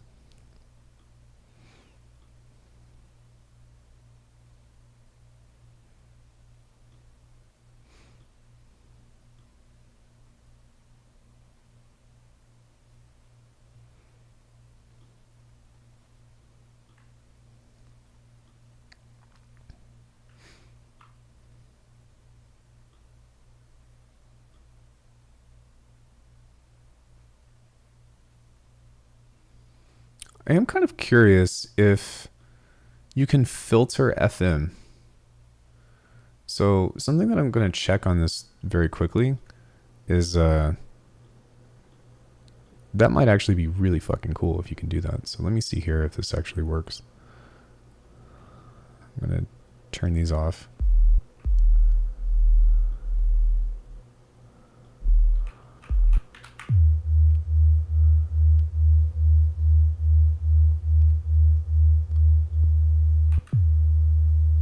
And let me just duplicate this because I've got some crazy routing set up, but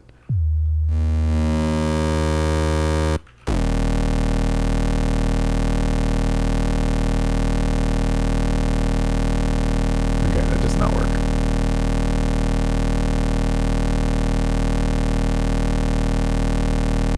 Would be cool if it did though. There is a workaround that you can do around that though.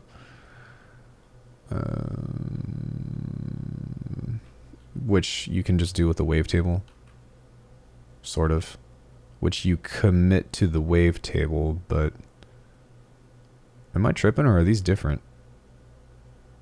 They are different.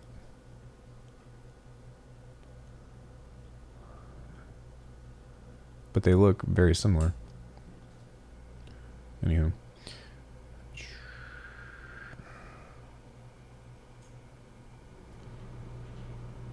And I guess I missed out, so we'll crossfade those.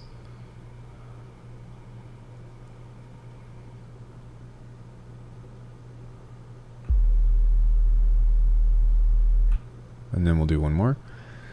Just very, very easy wavetables. I'm not really concerned about a whole lot with this. It's really just for timbre's sake. But just kind of getting some shit like that.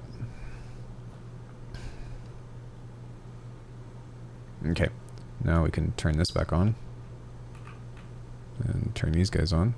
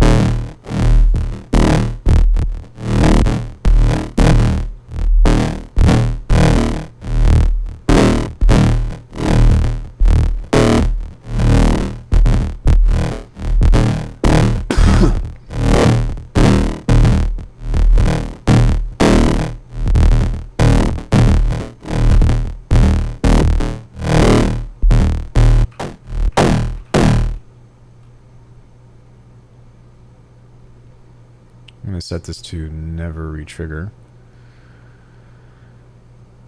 and just kind of let these go.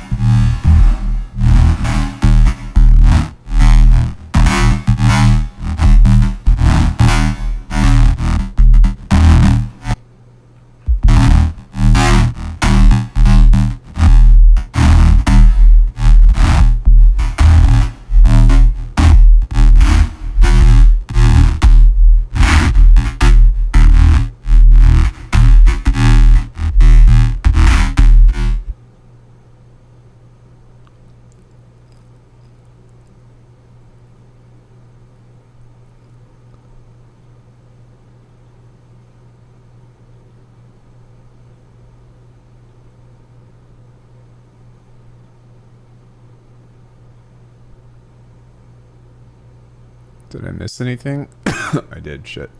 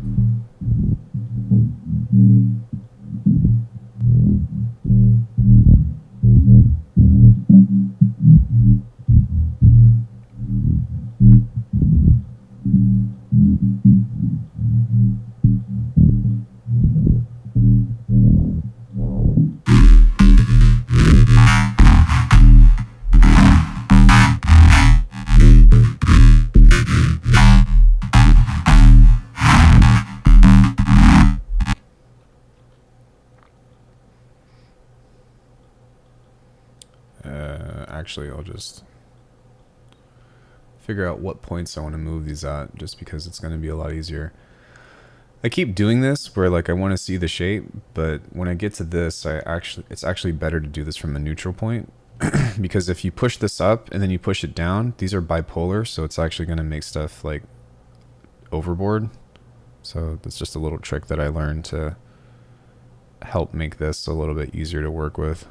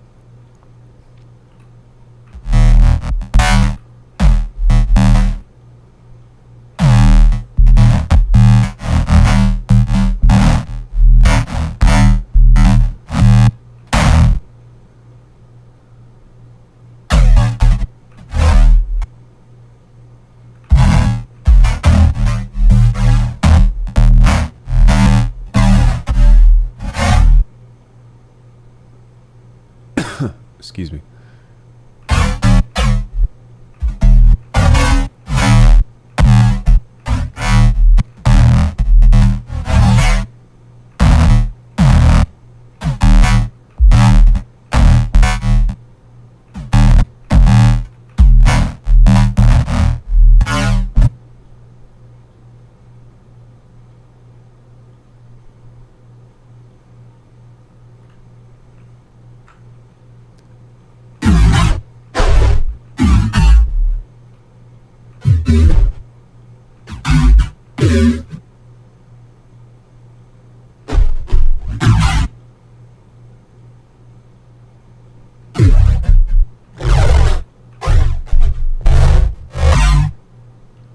Is there a reason I did this band split in snap heap and not multipass?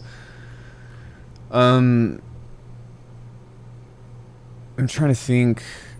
No, it's just a way to help me organize. So it's a really good question, but generally I keep the generators to snap heap, and then usually I keep the filters to multipass. But I think that I just have this preset kind of set up between these in order to do so. There was a reason why. I'm trying to think. I feel like there was a reason why I did this from low to high, as opposed. I don't remember though. Let me think about it. I'm trying to remember. That's a really good question, though. Thank you for asking. Same, I generally do everything in snap heap for preset reason. Yeah. So yeah, like usually the generators are the snap heap presets, and then usually like the filters are the multipass. You just nested in a snap heap. Yeah, I feel that. I'm trying to think now. I'm like, why do I do this? I don't know.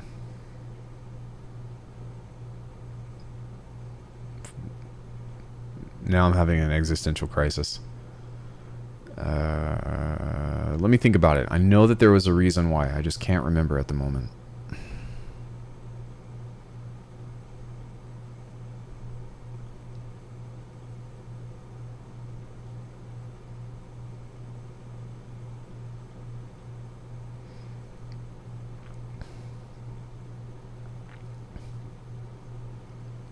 Why do I do that? Why? Why do I do things the way that I do things? There's a lot of do's in that do-do sentence.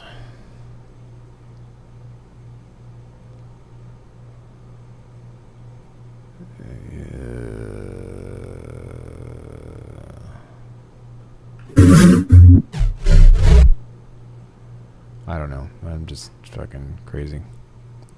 Maybe because I have this patch with all the macros and everything assigned, I guess maybe many ways to skin a cat. Yeah, I think one of the big things that I wanted to do with this was that sometimes when I use a generator, I want to apply it to the entire chain.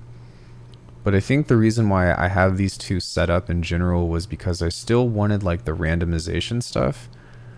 But I ended up splitting them because on the low end I have the correlate on, and then on the high end I have the correlate off. This makes it more phasey, and this helps it kind of preserve the low end more. And I think it had something to do with like the mono aspect of that, or like keeping everything in that manner. But I guess it really, yeah, it doesn't really make a difference either way, which is a good and also bad thing.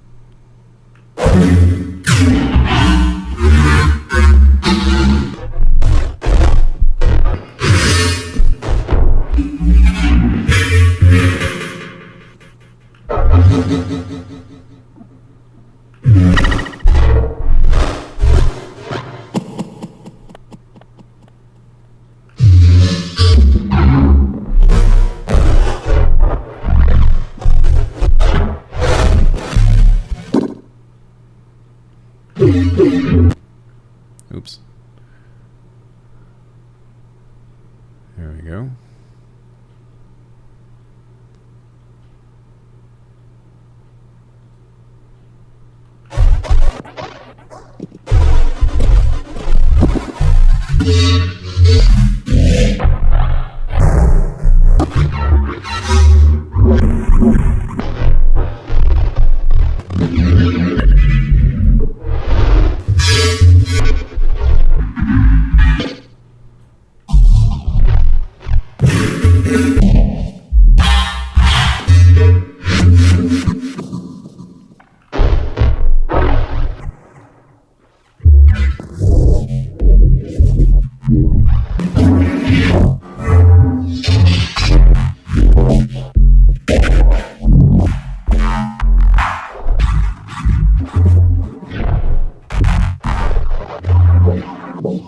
Might need to back off of that distortion a bit. It's too much.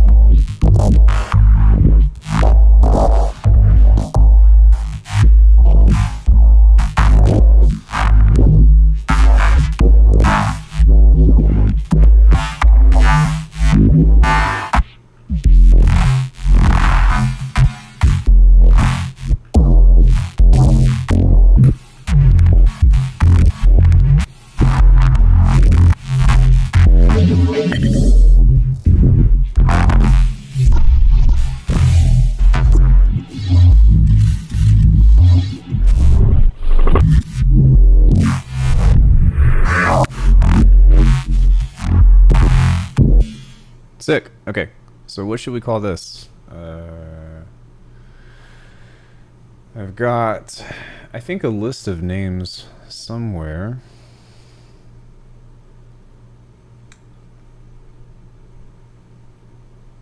Oh yeah, I think I promised somebody that I would name this Clark.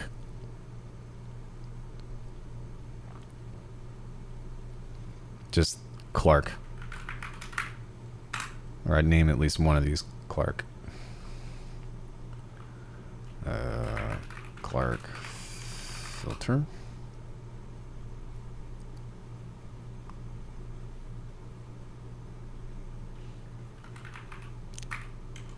Clark generator. And I'm going to save this again. So that way these presets are named with these.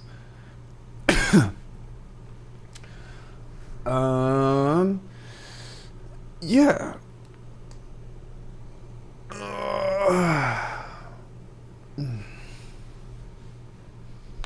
Camel toe mod. Camel toad.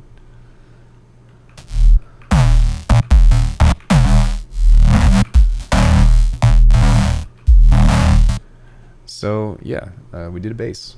I'm trying to think of, or let's see how many we have. And there's some organizational issues that I need to correct. But as a general sense, I've got quite a few for Eternum 4.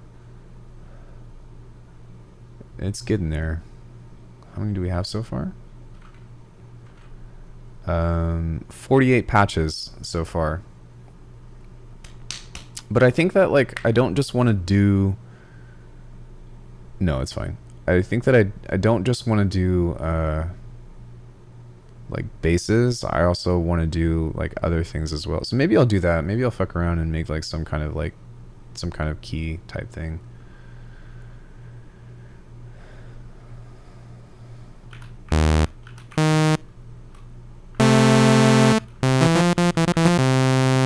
I think for funsies, I'm just going to use a multi-note or something.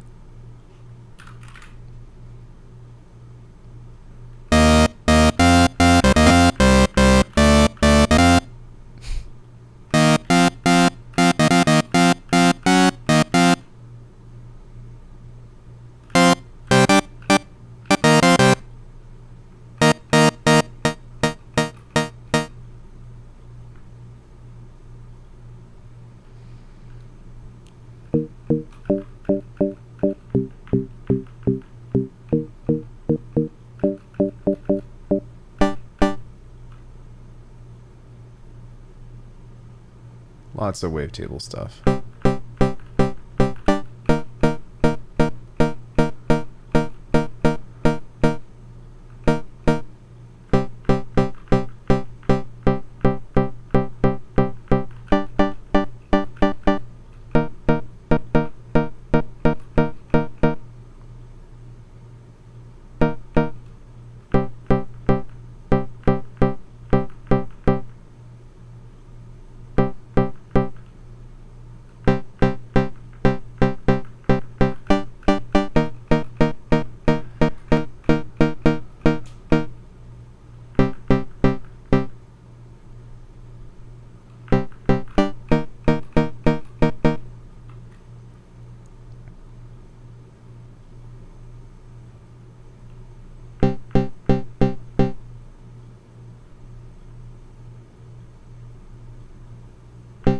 Did you make any videos on play basses and ARPs on the hardware SH101? Is Dash still here? He might have gone to bed. It's really late where he is. I'm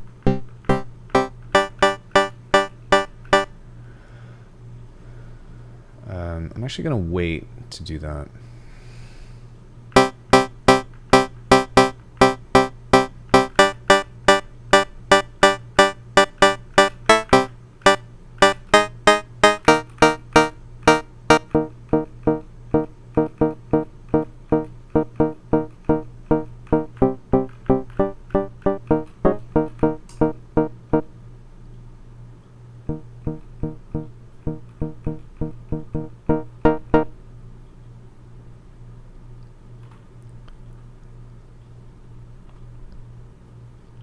Yeah, he's from South Africa, and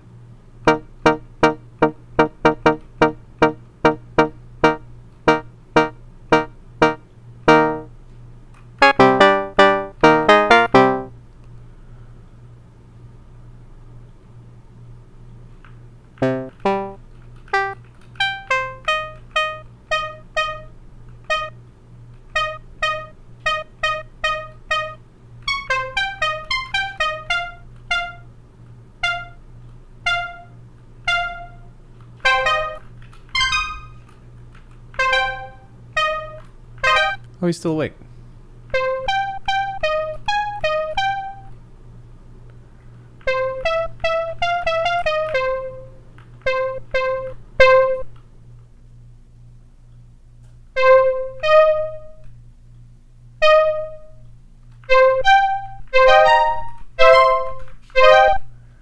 Okay, so something that might be kind of fun to try is we're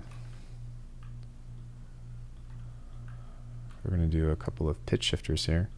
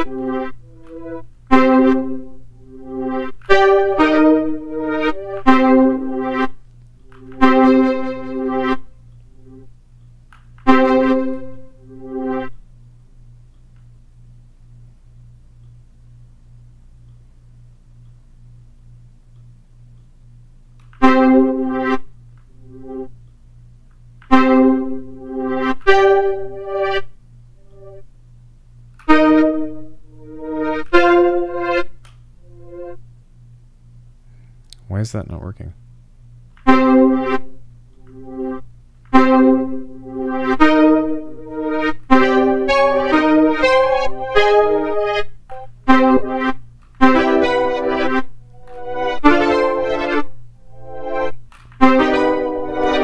Haven't done something with the Soft 2 Model 82 and top bassline, which you can apply to the hardware easily.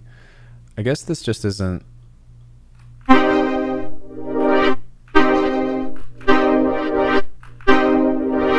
That's really cool, but I guess we can just use an LFO. That's fine.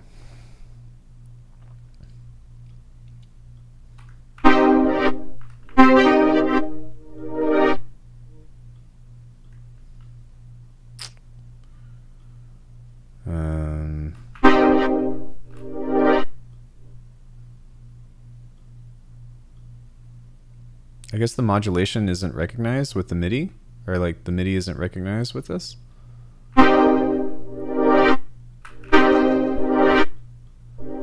We can set the note retrigger into always retrigger on. Now something else I'm confused about with this is, what's up with this? Note trigger.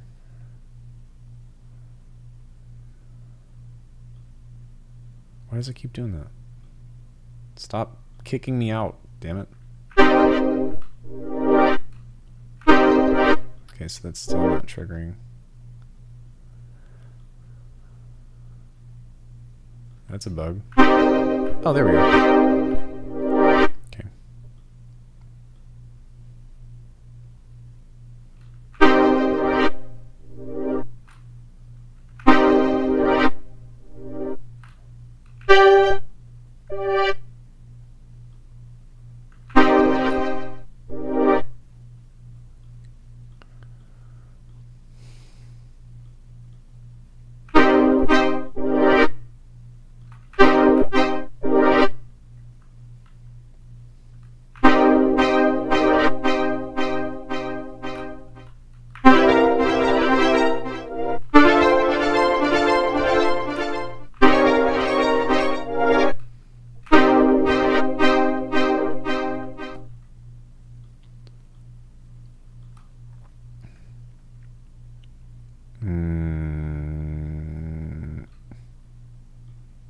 I was like, what am I looking for?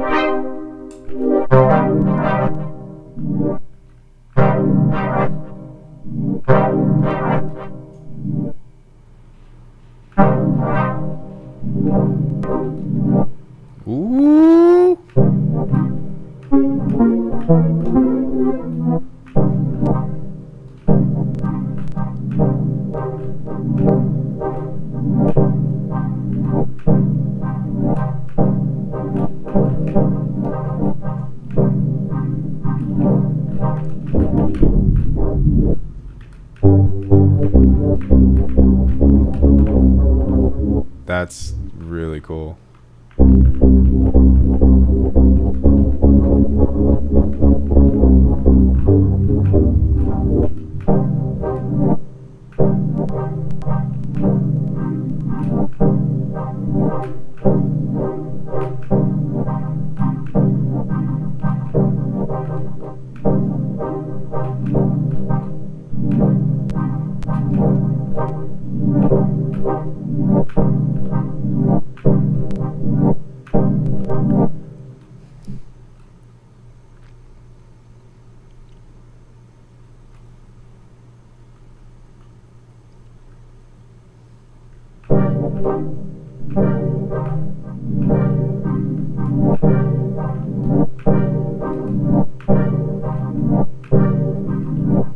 Maybe instead I can do...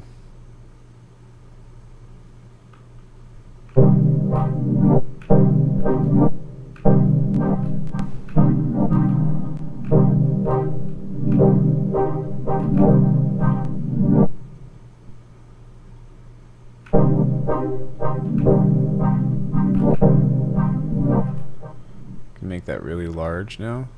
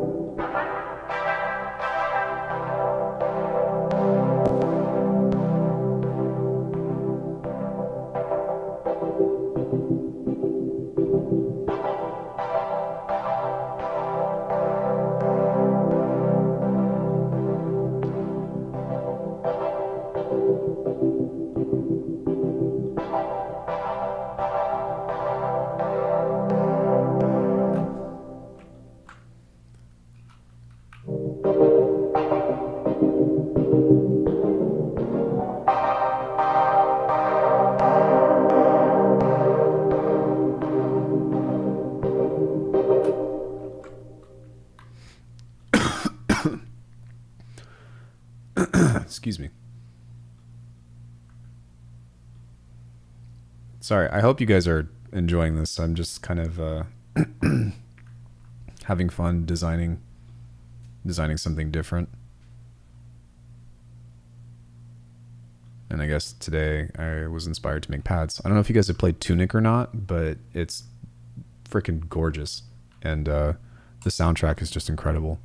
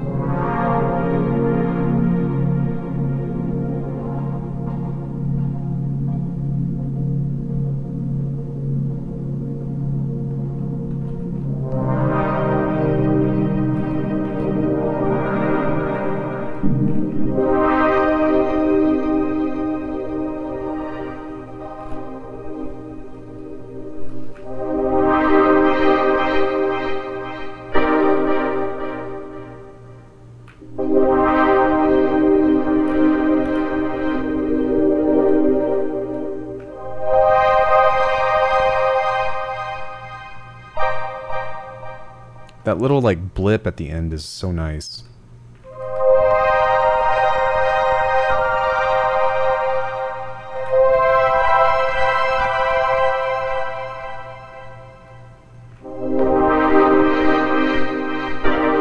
That one.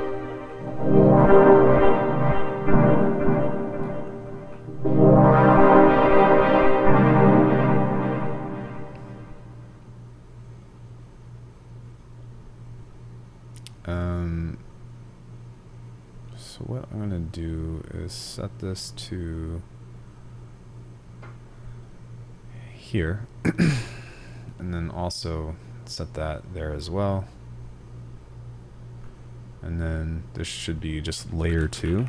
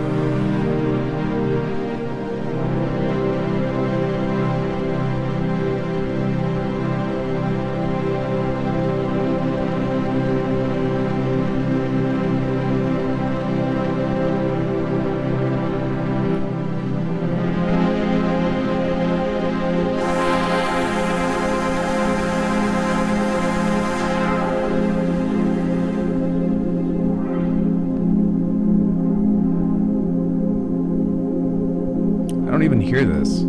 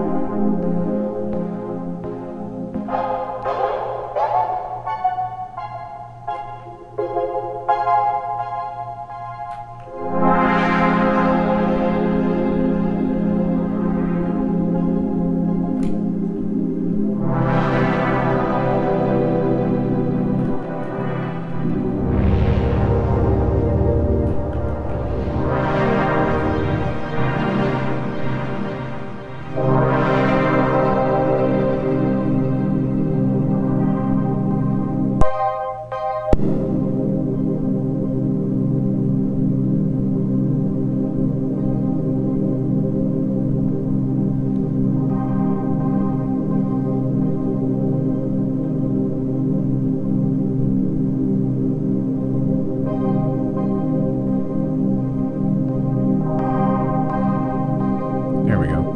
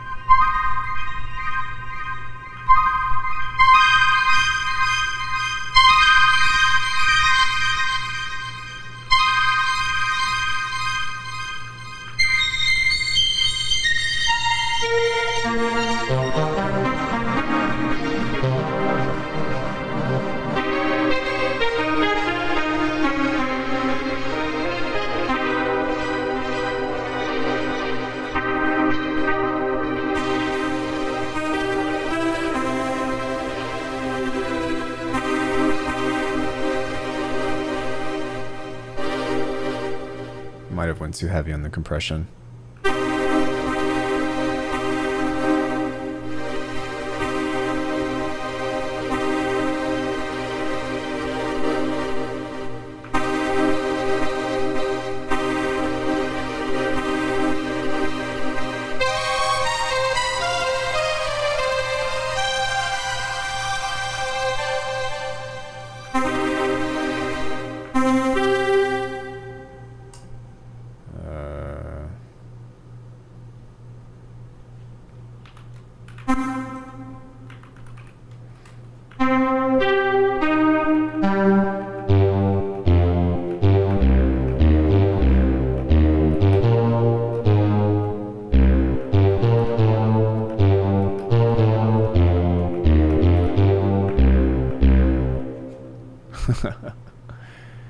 That's what's it called?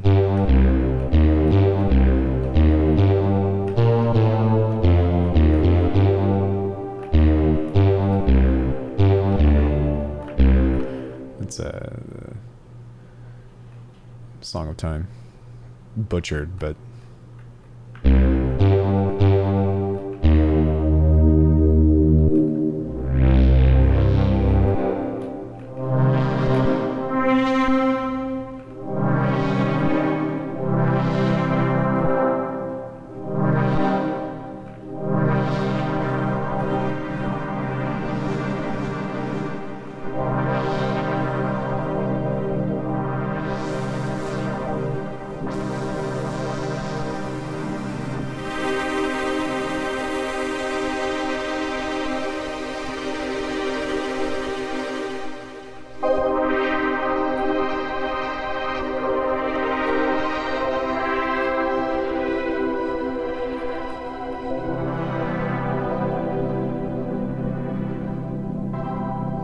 Welcome to Space Channel 5. You have now entered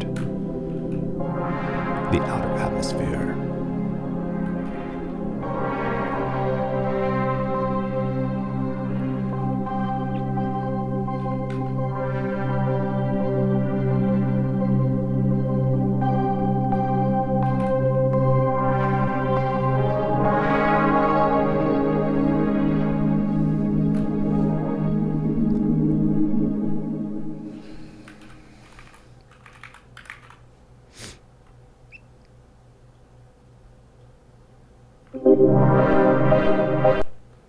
Okay, let's do another one. Maybe a sequence or something could be cool. Oh, you know what would be really cool? Is if we did some kind of table here. I don't think this would work, but it's definitely worth trying.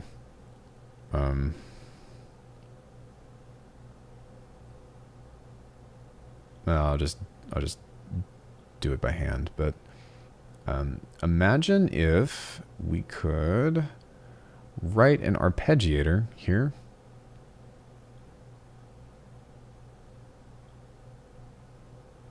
I don't know. Nope. Yes.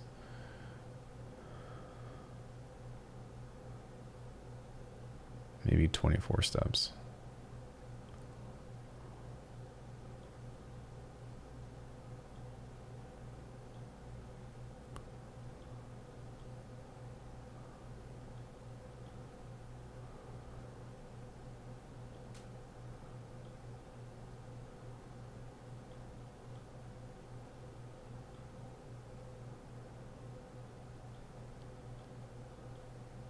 I was like, am I out of steps?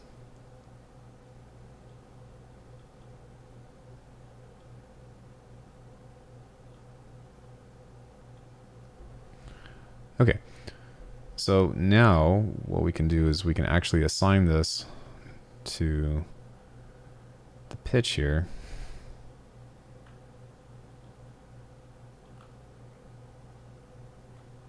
Set that to 12.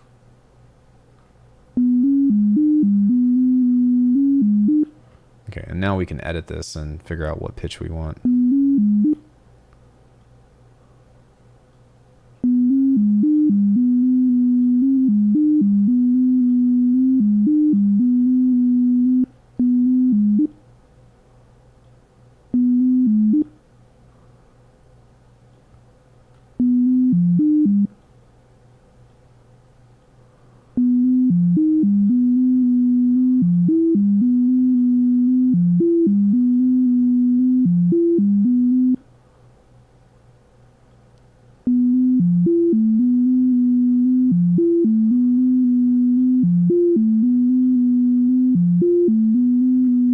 That's kind of cool.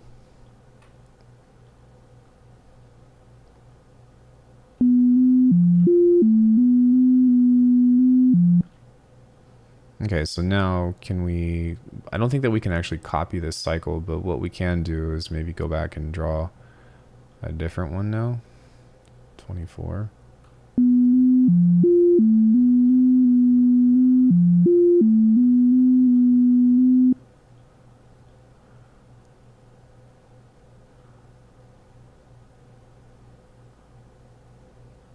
Okay.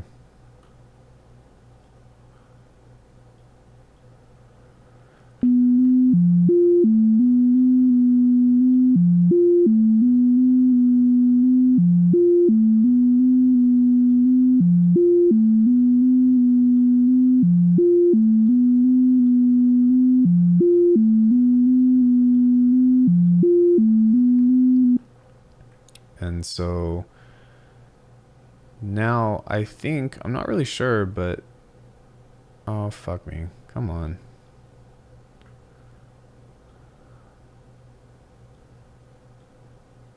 Oh, sick. That's really cool.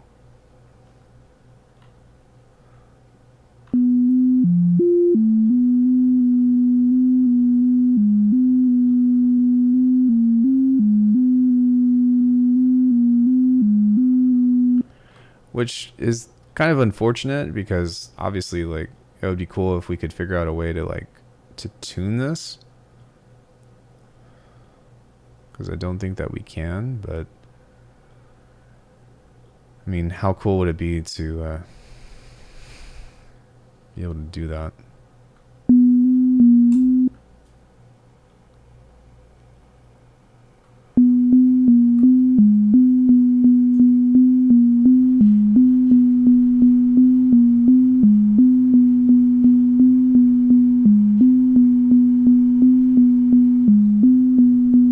That's kind of cool, actually.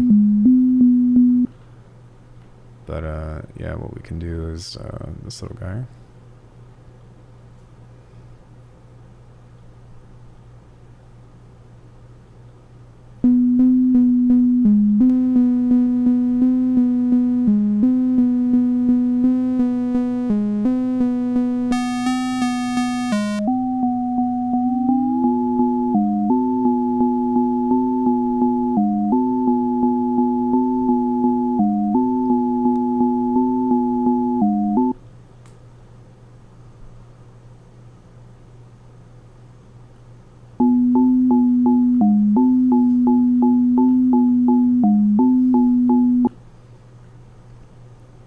Maybe something else we can do is we can grab a square here and also add that to +12, and then we can set this to sync to like 2 bars. No, maybe 1 bar would be fine. And then flip the phase.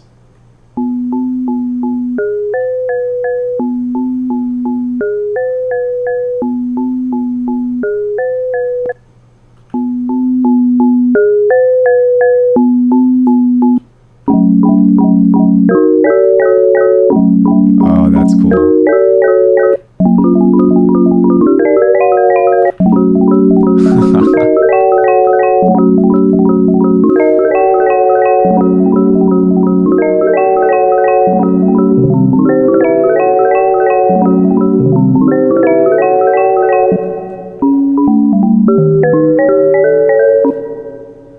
That's that's really cool.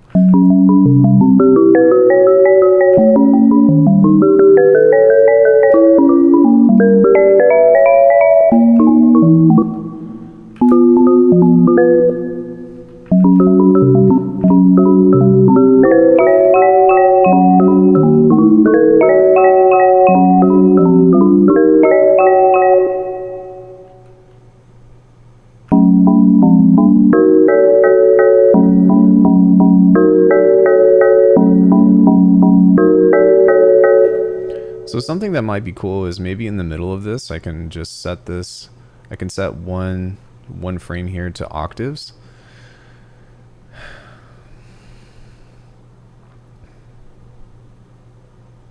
I did not mean to do that. I had to undo. It'd probably be easier just to fix like this.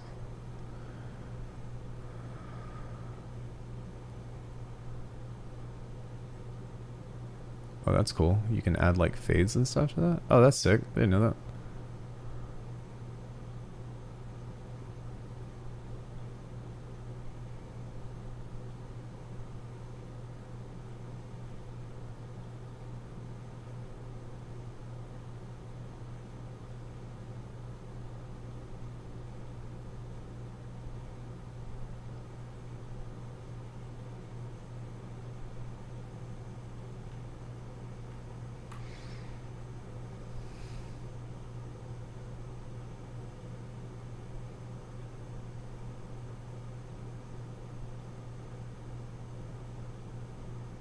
And then maybe on this one I can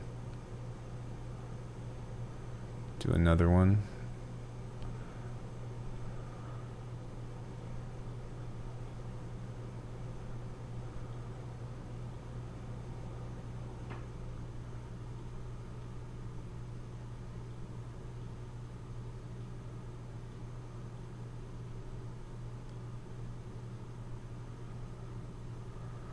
And then now I can grab all these and crossfade those.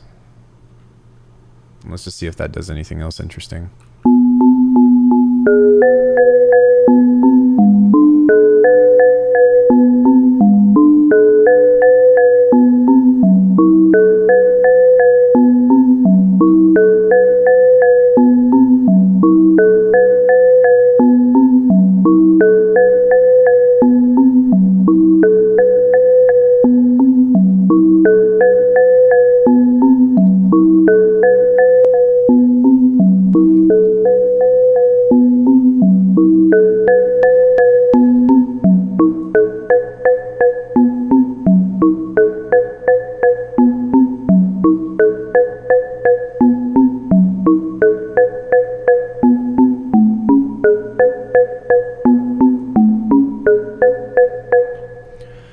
Well, I'm just kind of playing around with the idea of creating like different arpeggiators with a table, right? Because in theory, like you can get all different kinds of shit in this.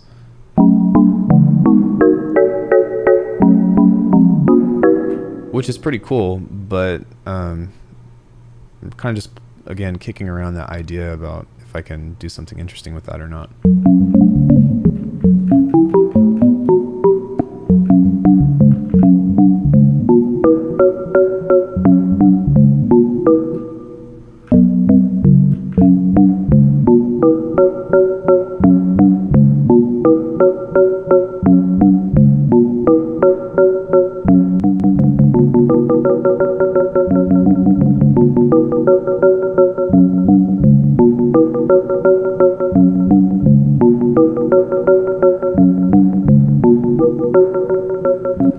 I'm not playing anything, it's this. I'm only hitting 2 notes.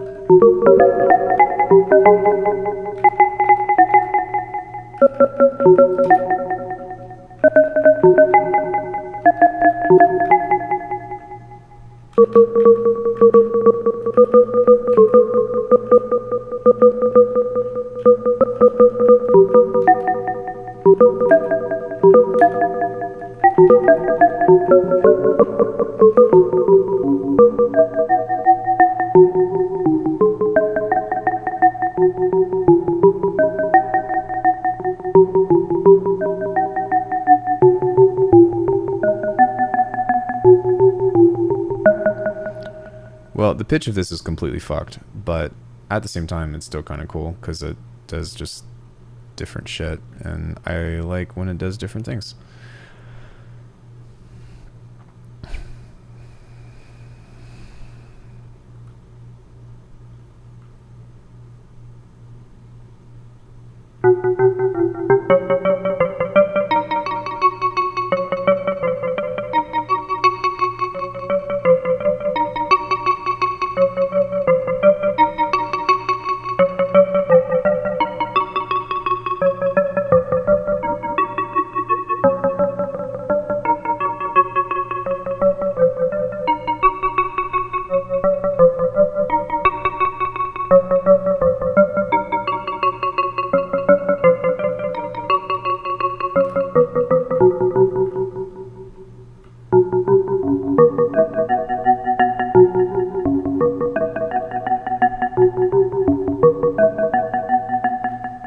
I kind of just like the percussive nature of it.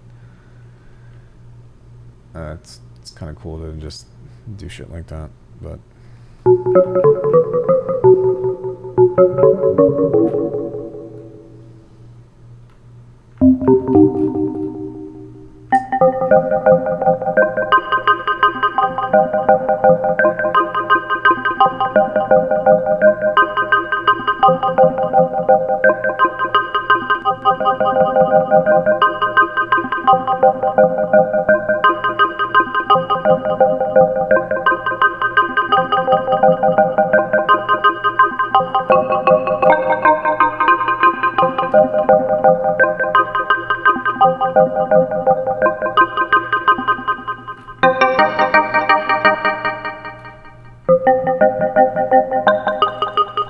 That's really pretty.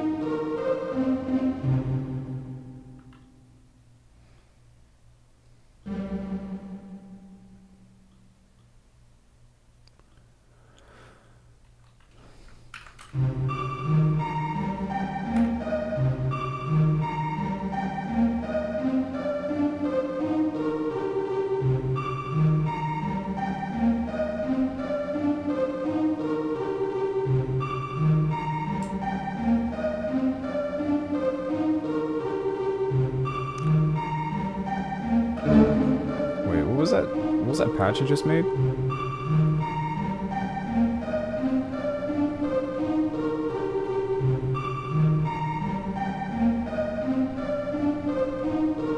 Hey, Jeremy. Outer edges.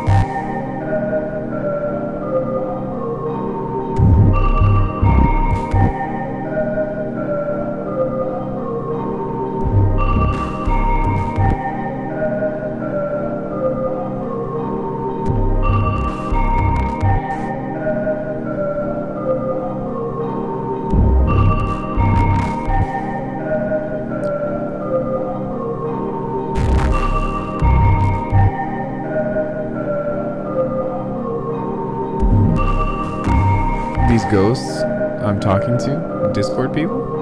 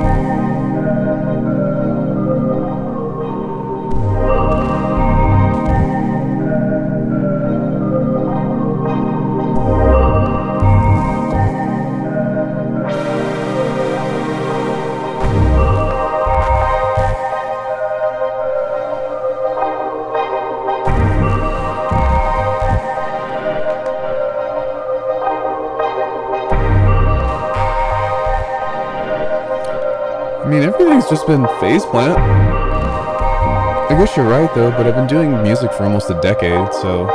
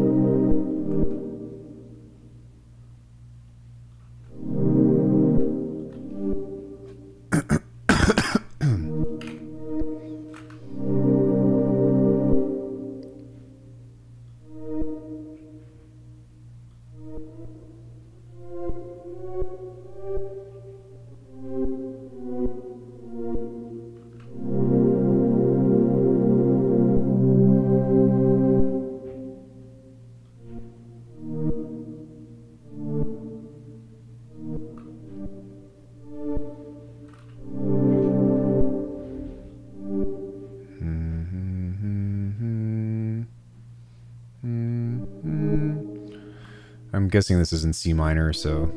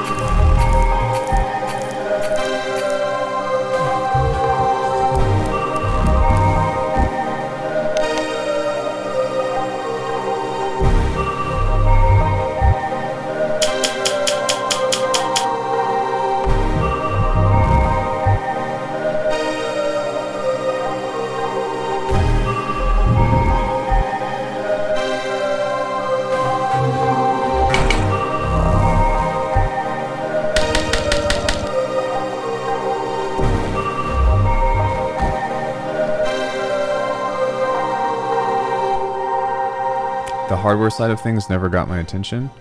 No, well, sort of. I mean, I started with a machine, and that was a lot of fun. But I didn't really like. There was so much that I didn't know, so I eventually got to Ableton, and like most of my most of my stuff was about sound design. Like that's been most of my musical journey, and so I think the best way to become adequate at sound design, and I know that's subjective, but to get exactly what you want is through software and computer stuff, or the computer approach. And so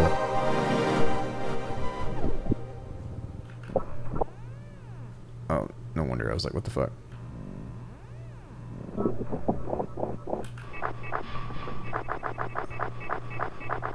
So that's why like I have a lot more software than I do hardware, but as of recent, I've kind of just like something clicked with finishing music. And that's kind of why I've invested in hardware, is to kind of just have like a different approach to making music in general. And so that's kind of where things have come into play.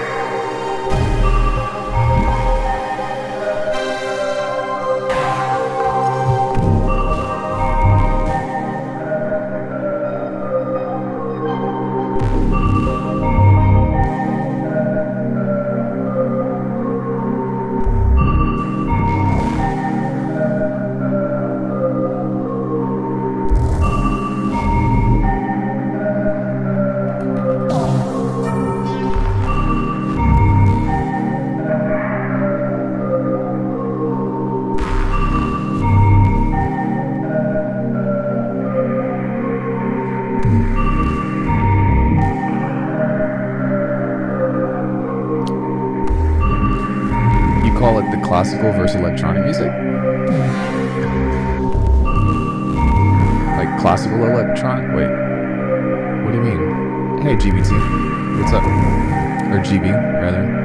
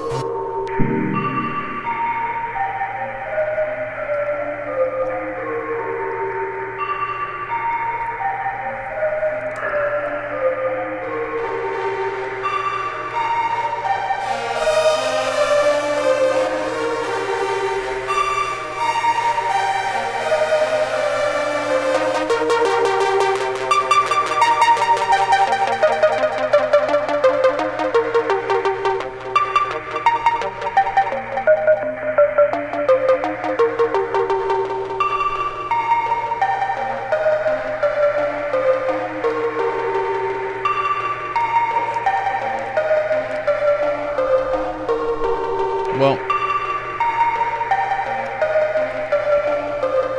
I think what he meant was more of like hardware as in like electronic hardware, like sequencing and MPC and like beat making and stuff.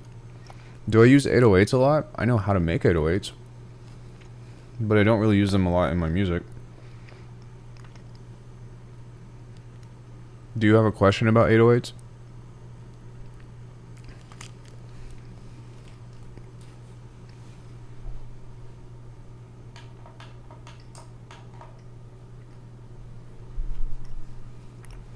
Actually, does anybody have any questions about anything regarding music production or sound design? I haven't really talked that much this stream. Well, I did earlier in the first half of this, but then I started doing like actual sound design. Started doing real sound design. No, I'm just kidding. And then I just got into this cool little this little jam thing.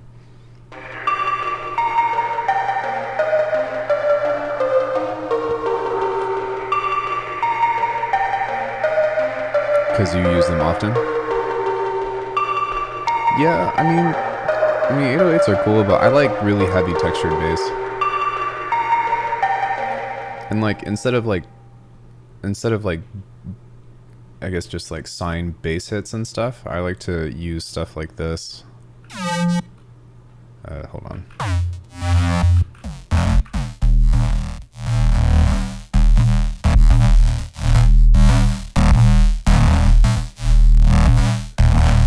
But the thing is like, to be honest, if you were to...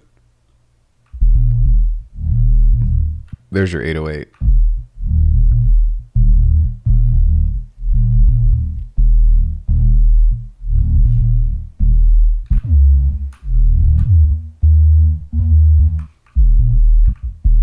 But I usually like full spectrum basses.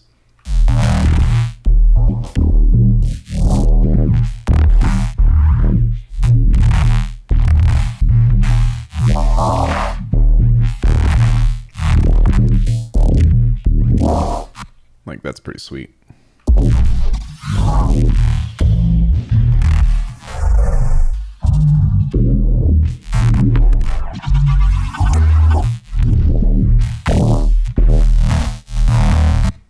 When I was a wee lad, I did not like the 808s.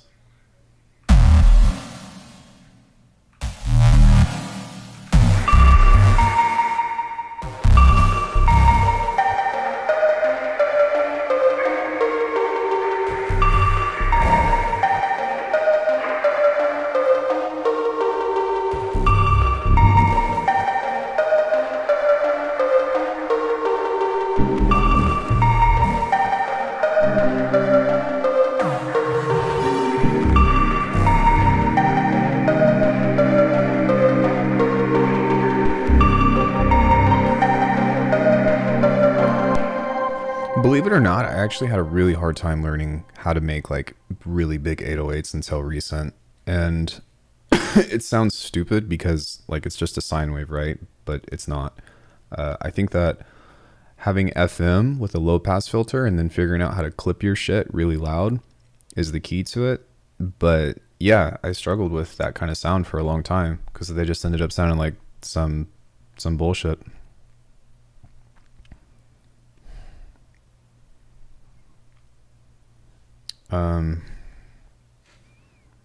But yeah, I think as of now, like I'm starting to use 808s more because of the genre that I'm making. I'm trying to think about what projects I've recently used 808s on. Let me see here. Hold on one second. Let me look through some of these tunes that I've done.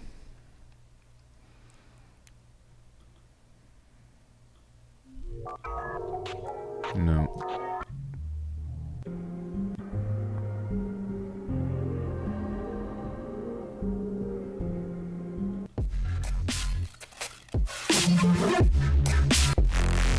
No.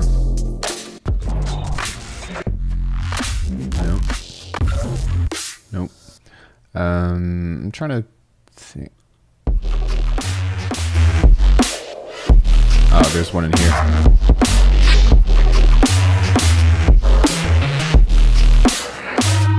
And then I think in the second half I switched to 808s.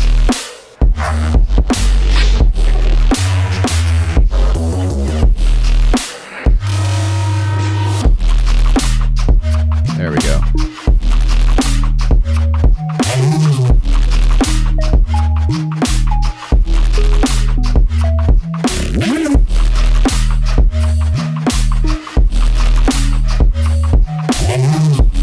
Yeah. So, I mean, that's kind of like a dead project, but there's some 808s in that. And then this is a whip as well.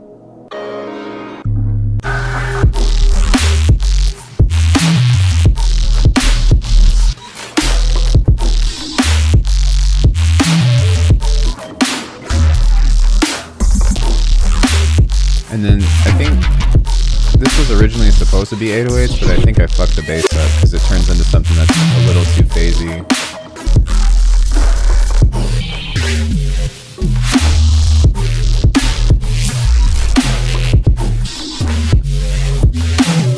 Yeah, I fucked it up, but whatever.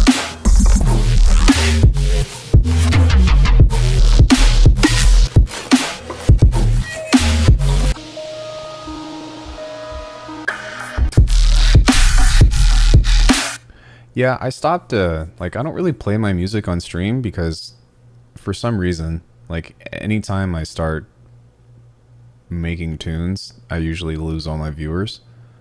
Or if I'm just playing music as well, because I don't think that that's what people want to see. Usually, I like to use Reese's, though. Like, if I'm just doing, like, a sub-low end.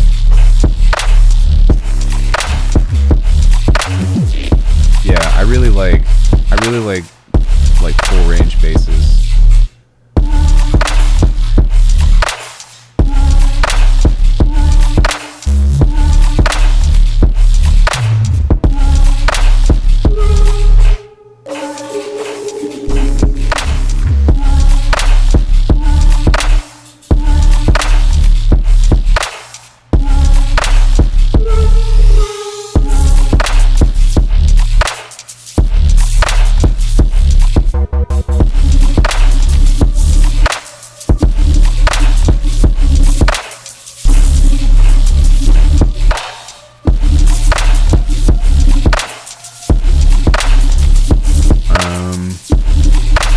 I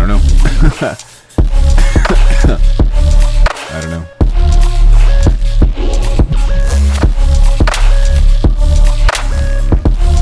I mean, I'm not saying that my beats are fire or anything anyways, but yeah, most of the time people kind of just tune out.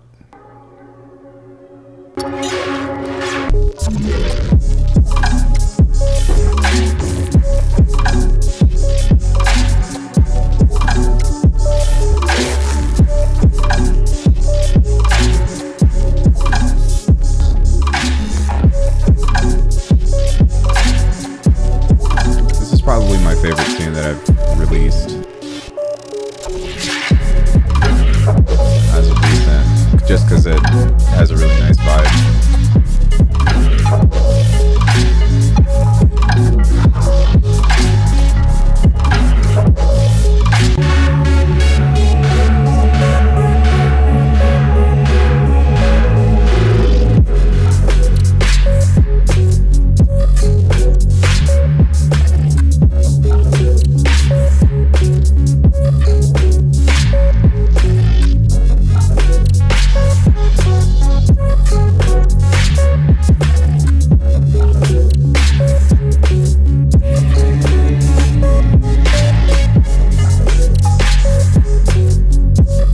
Yeah, I really like that song. Yeah, there's some other bullshit things that I've done.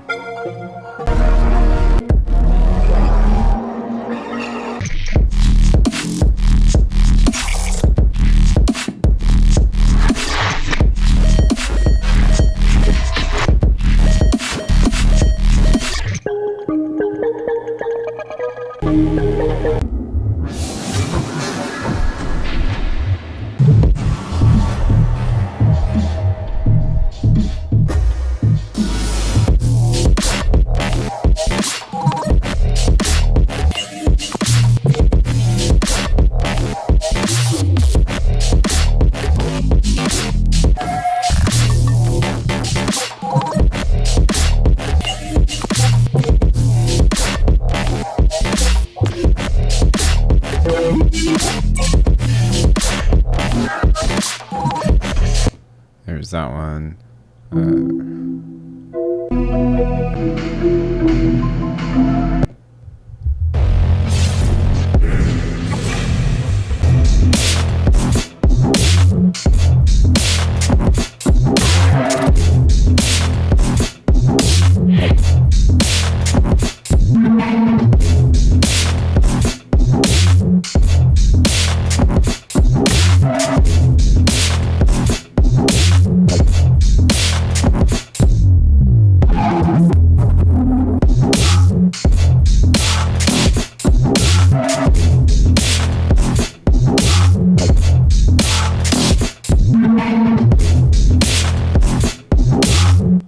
There's this other tune that I did.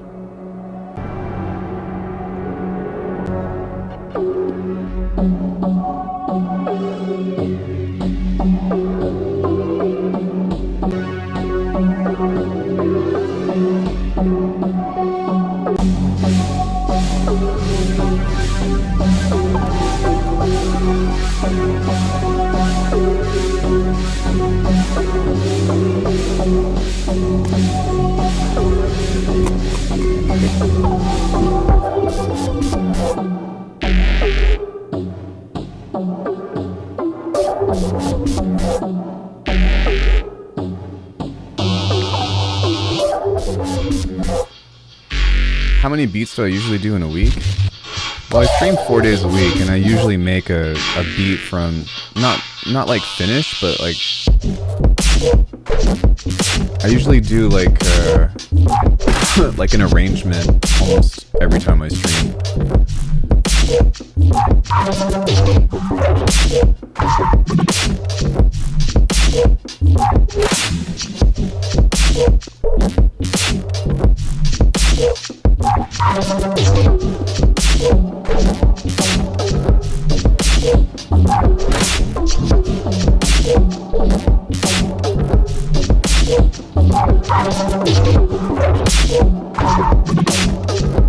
Yeah, there's that one.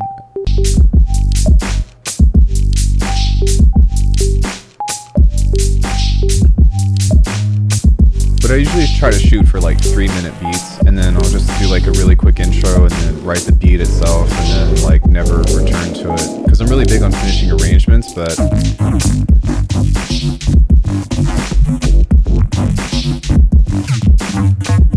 this is really cool.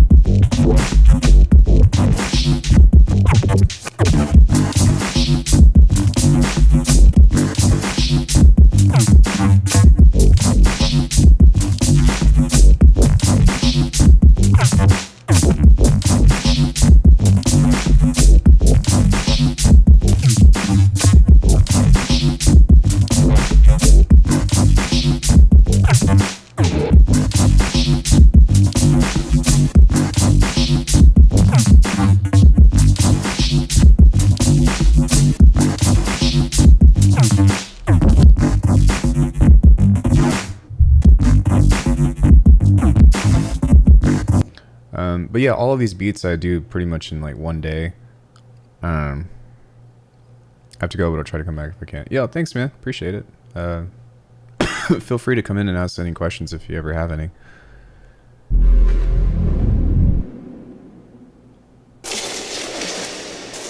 This is a drum and bass tune I did a few days ago.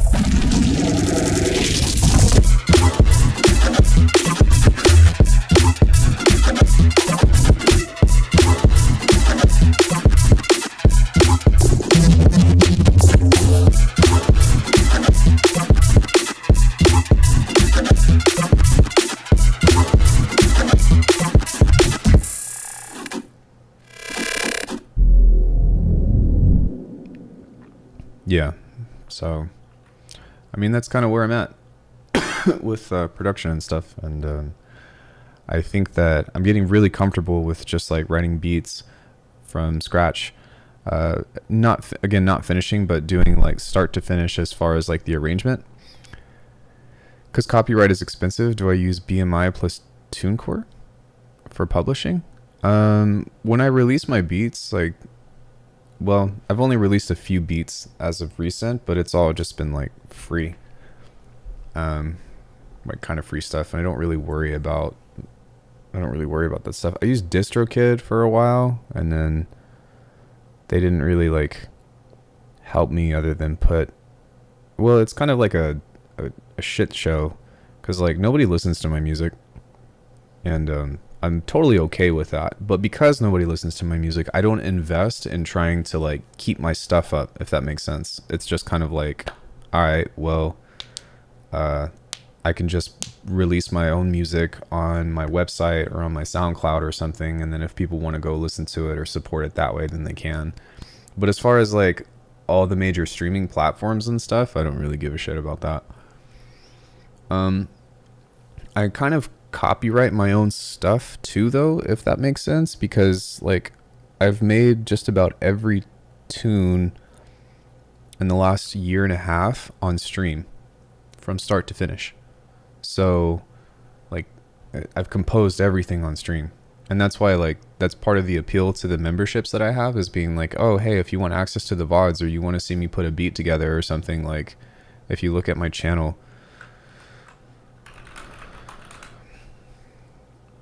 all of these, not all of them, but almost all of these past streams, you go to videos and then live now. Yeah, but if you go to all of these videos that are members, like halftime neurobeats from scratch, feeling better, making some beats, let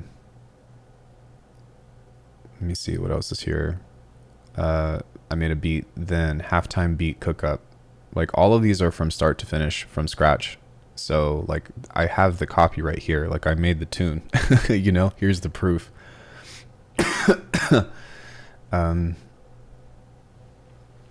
that's kind of it. Like you can't really argue with that. My voice is talking over it. My everything is over that. So that's kind of, not really worried about anything else. And like if people use my music or something, or they download my music and then they like, I guess like use it for like a video or something, I don't really care. I would recommend, or I would request that somebody gives me credit, but I'm not really worried about like royalties or copyright issues, at least at this point in time. Unless if someone's getting millions and millions of views, then I would copyright claim. But if it's like, you know, I don't know, even 20,000 or something, it's like not that big of a deal, because they made $100 if they have a video that made like 20,000, that has like 20,000 views, if that. I'm trying to think, if you get $3 per 1,000 view, about, yeah, they made like $200. So yeah, I guess maybe tomorrow I can get back to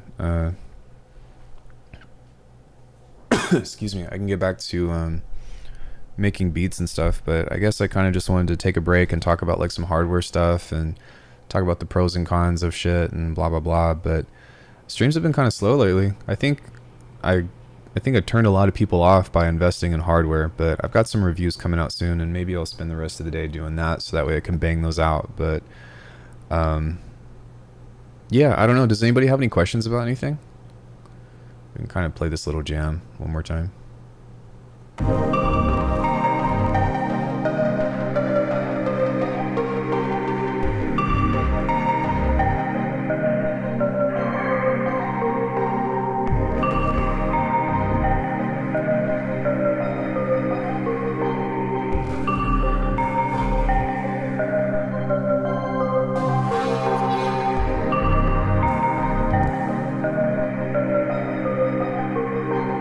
A cool little ambient thing. This was like I said, I've been playing this game called Tunic, and it's a fucking incredible soundtrack, and it's super